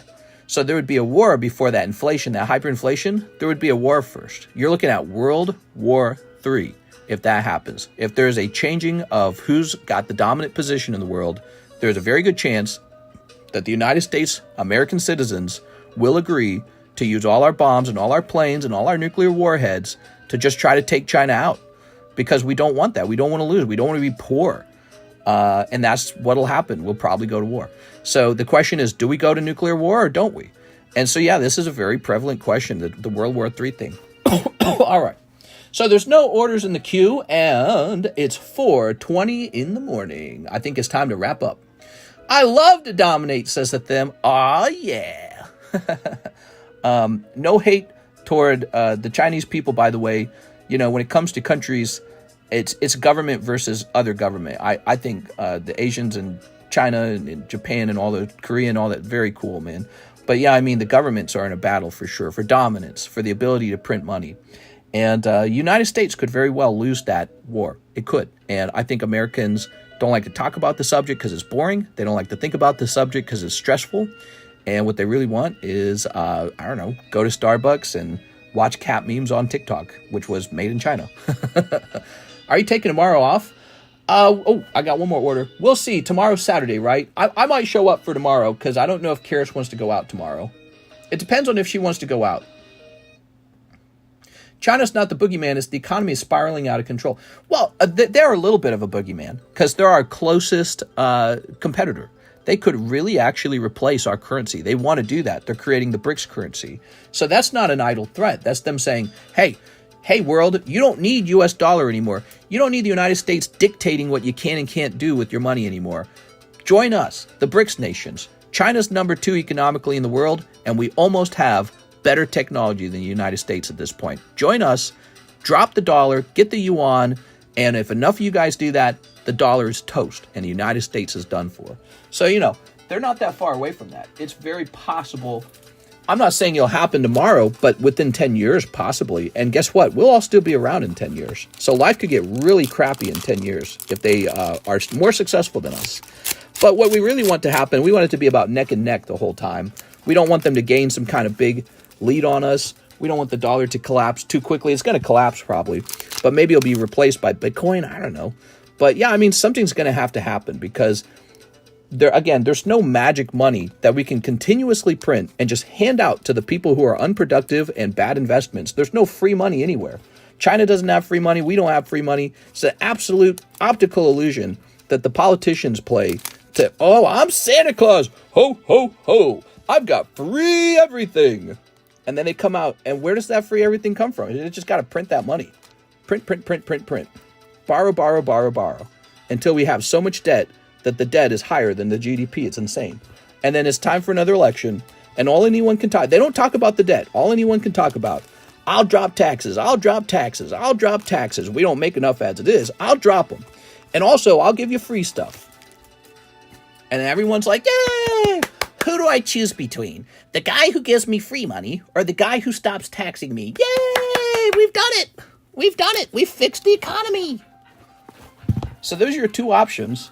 One guy who's going to lower taxes but not lower entitlements. And then the other guy who's just going to literally hand out free money. Just free money.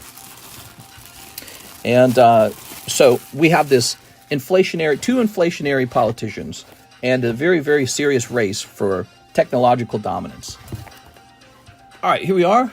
California is like 3rd in the world. GDP, nice, man. All right. California's taking over. I'm moving to California. Yeah. What do you think? Baseball mitts. Karis and I have the chance to move wherever we want. Should we buy a home in California or should we totally bop off to, I don't know, I was thinking Delaware, actually. I like Delaware. Mister, do you have toys? I got toys. You got toys? I got Pokemon. Let me see. Do you know what? I'm going to be unaffected. I'll tell you why. Because I don't got money. I got Pokemon cards. And Pokemon cards are literally better than gold. Nah, I'm just kidding. Pokemon cards are very speculative, but man, they are fun. And they've been doing well for me for a long time. And I've got a lot of money in Pokemon. I've got 1 gold coin. Sorry, gold guys. Northern California. I wouldn't live in California. Delaware is smart tax-wise. I think Delaware is probably better for me because of all the product I order online. You owe me 3 more packs. Oh, Ryan, I'm sorry. Did I misunderstand the order? Here you go, Ryan. I'm sorry. I might have misunderstood the order, Ryan. All right, 3 more packs. Here you go. How many did you order? Oh, okay. Hold on. Yes, so you needed a total of 6 packs. How many did I open? 2? I might owe you 4 more. California's falling off the end of the USA. I heard, what did I hear? I heard some crazy, I heard Gavin Newsom recently passed a law that says people can no longer be detained for petty crimes, including theft. And I was like, what? Oh, man. I target tax laws like Delaware or low-cost living areas with no to low natural disasters. We are. So, yeah, I like Delaware because it's close to New York. It's got the beach. It's a cool place. But, mister, we know you're packing a hoss. That's right. What? Yeah, a total of 6 more. All right. Move that away. So, here's the Bunny Girl. Have you guys seen these? So these are on the menu. They're $4 a pack. Here's Blanc. Ooh, Blanc. Oh my God. I don't know, man. I'm not going to worry about all that other stuff. I'm just going to collect girl cards. There you go. I mean, that's almost the correct take on this because it's like, what are you going to do about it all? All these problems, I guess. There we go. Here's Guilty. Ooh, yeah. But so I heard Gavin Newsom, he made it so that if you're doing a petty crime, you can no longer be arrested for it. And I was just thinking, I was like, man, he's on a what's the Gotham City speedrun. Gotham City speedrun.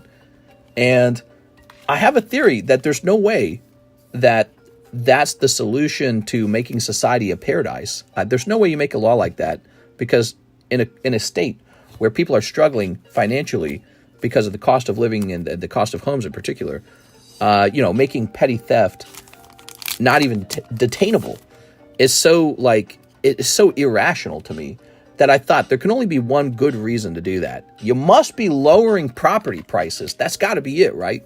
That's got to be like a strategy to drive some people out. Because I figured if you could make a place a slum, like a really big slum at one point, you could probably gentrify that slum at a cheap cost. So I was just thinking, I was like, is this on purpose maybe? Maybe this is like a strategy, like a politician strategy to make an area cheap before buying up a lot of that property. Here we are. I have a theory about California where the fundamentals of California make a lot of sense. You got beachfront property, beautiful weather, famous, it's got good branding, it's got all this technology to it, and maybe you just create some chaos down there and shake everybody up and shake everybody out and lower prices, and then, and then you change the laws to a different strategy, like, all right, no more homelessness, no more stealing, no more, you all get arrested, you're out of here. You know what I mean? So they could just change management and clean up some of the laws in California and make it more comfortable to live in for people who have jobs and are working versus people who are doing a lot of the stealing.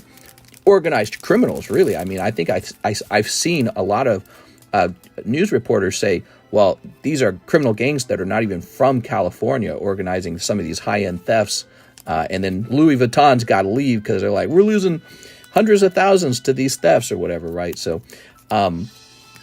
you got California going through those problems right now, and it makes me think maybe this is actually not illogical. Maybe it's not irrational.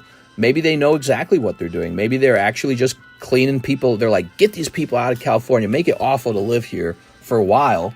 And then when the property prices fall, we'll buy up some of these properties and just change the rules again.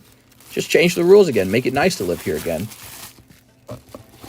Rule-wise, that is. Mister, what day does the shipping go out? Shipping goes out on Monday. And sometimes Tuesday, because, if Alexis arrives to work on Monday, but the mailman shows up before her, then the packages go out the next day. I'll live in a place on the top 10 medium-sized or higher cities that have low taxes, low risk of natural disasters, and low cost of living.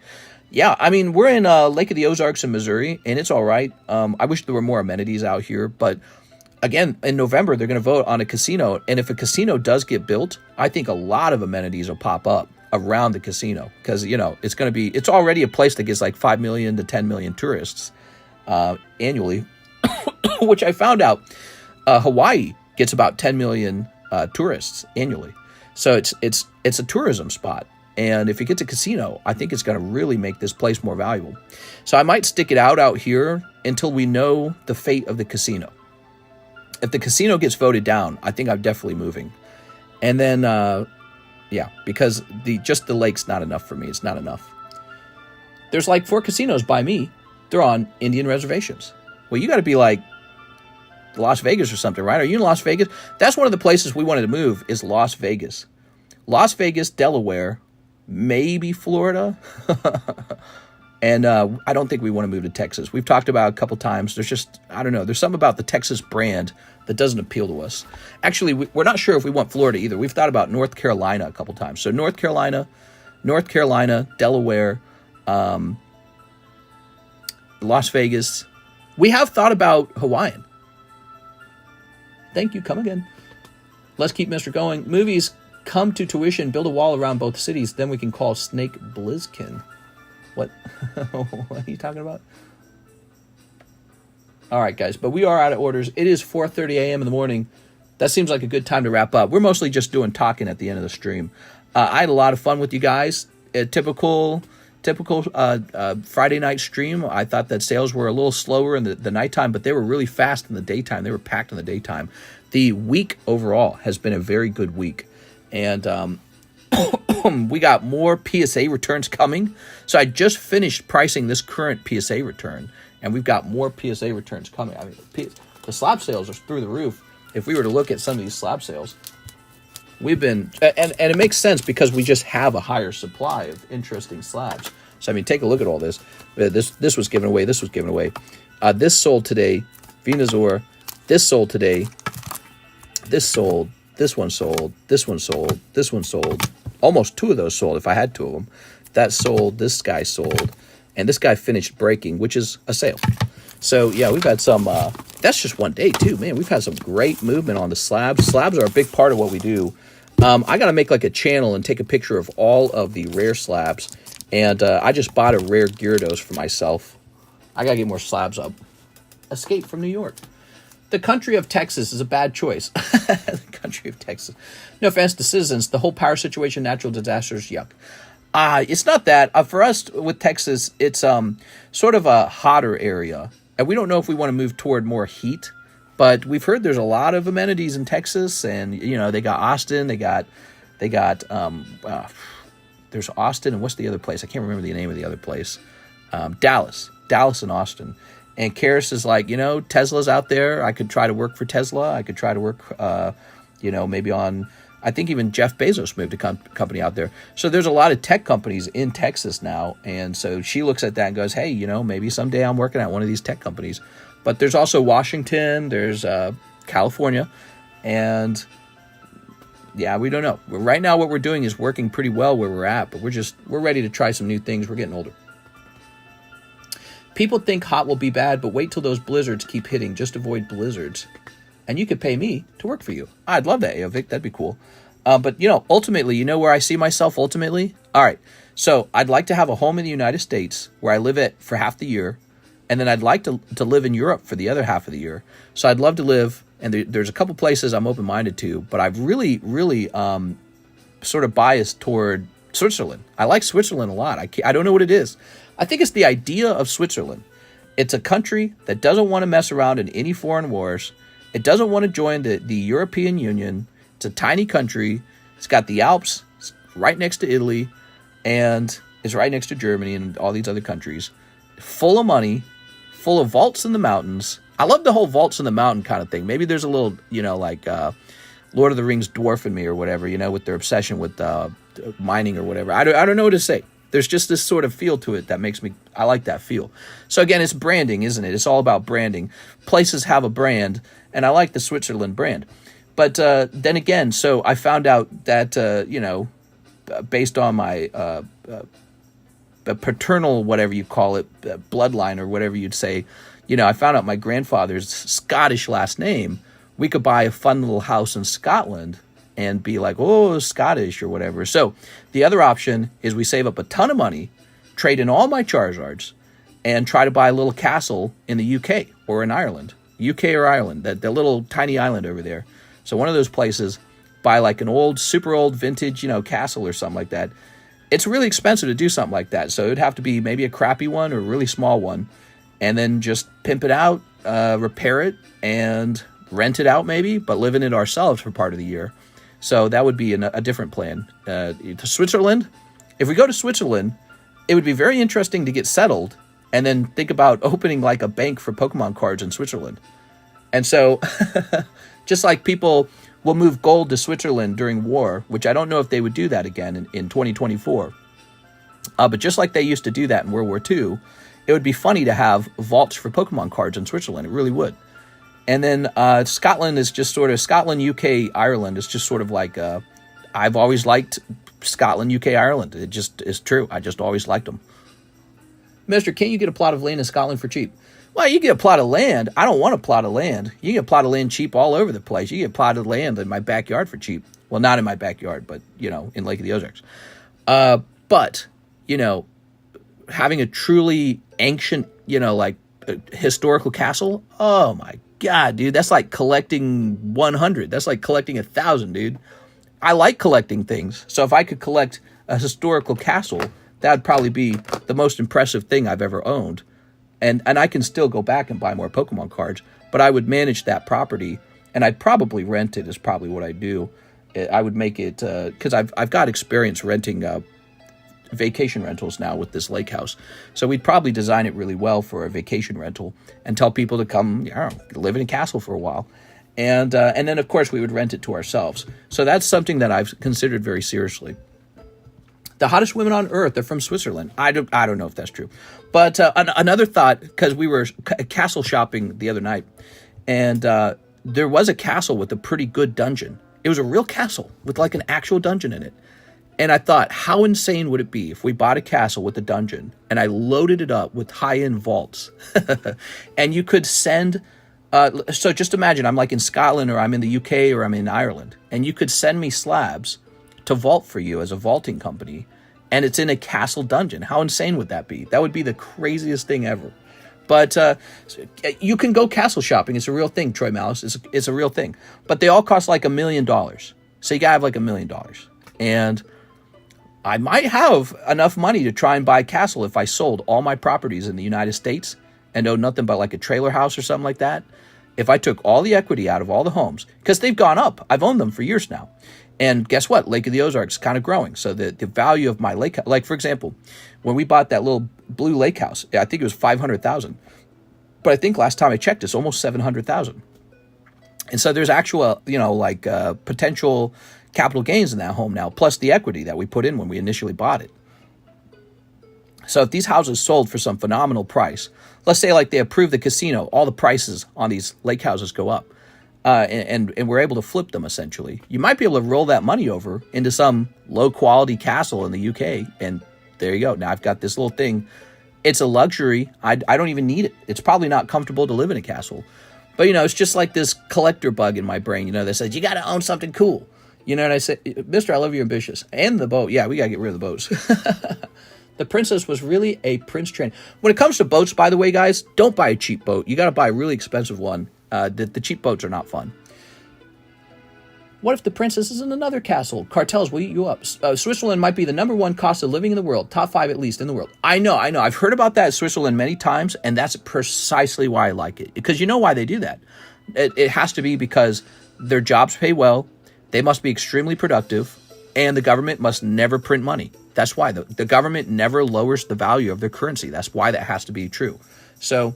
I like that stuff. So if I had a child in Switzerland and they went to school there and they got a job there, my child is going to be making better money than the rest of the world. That's clever.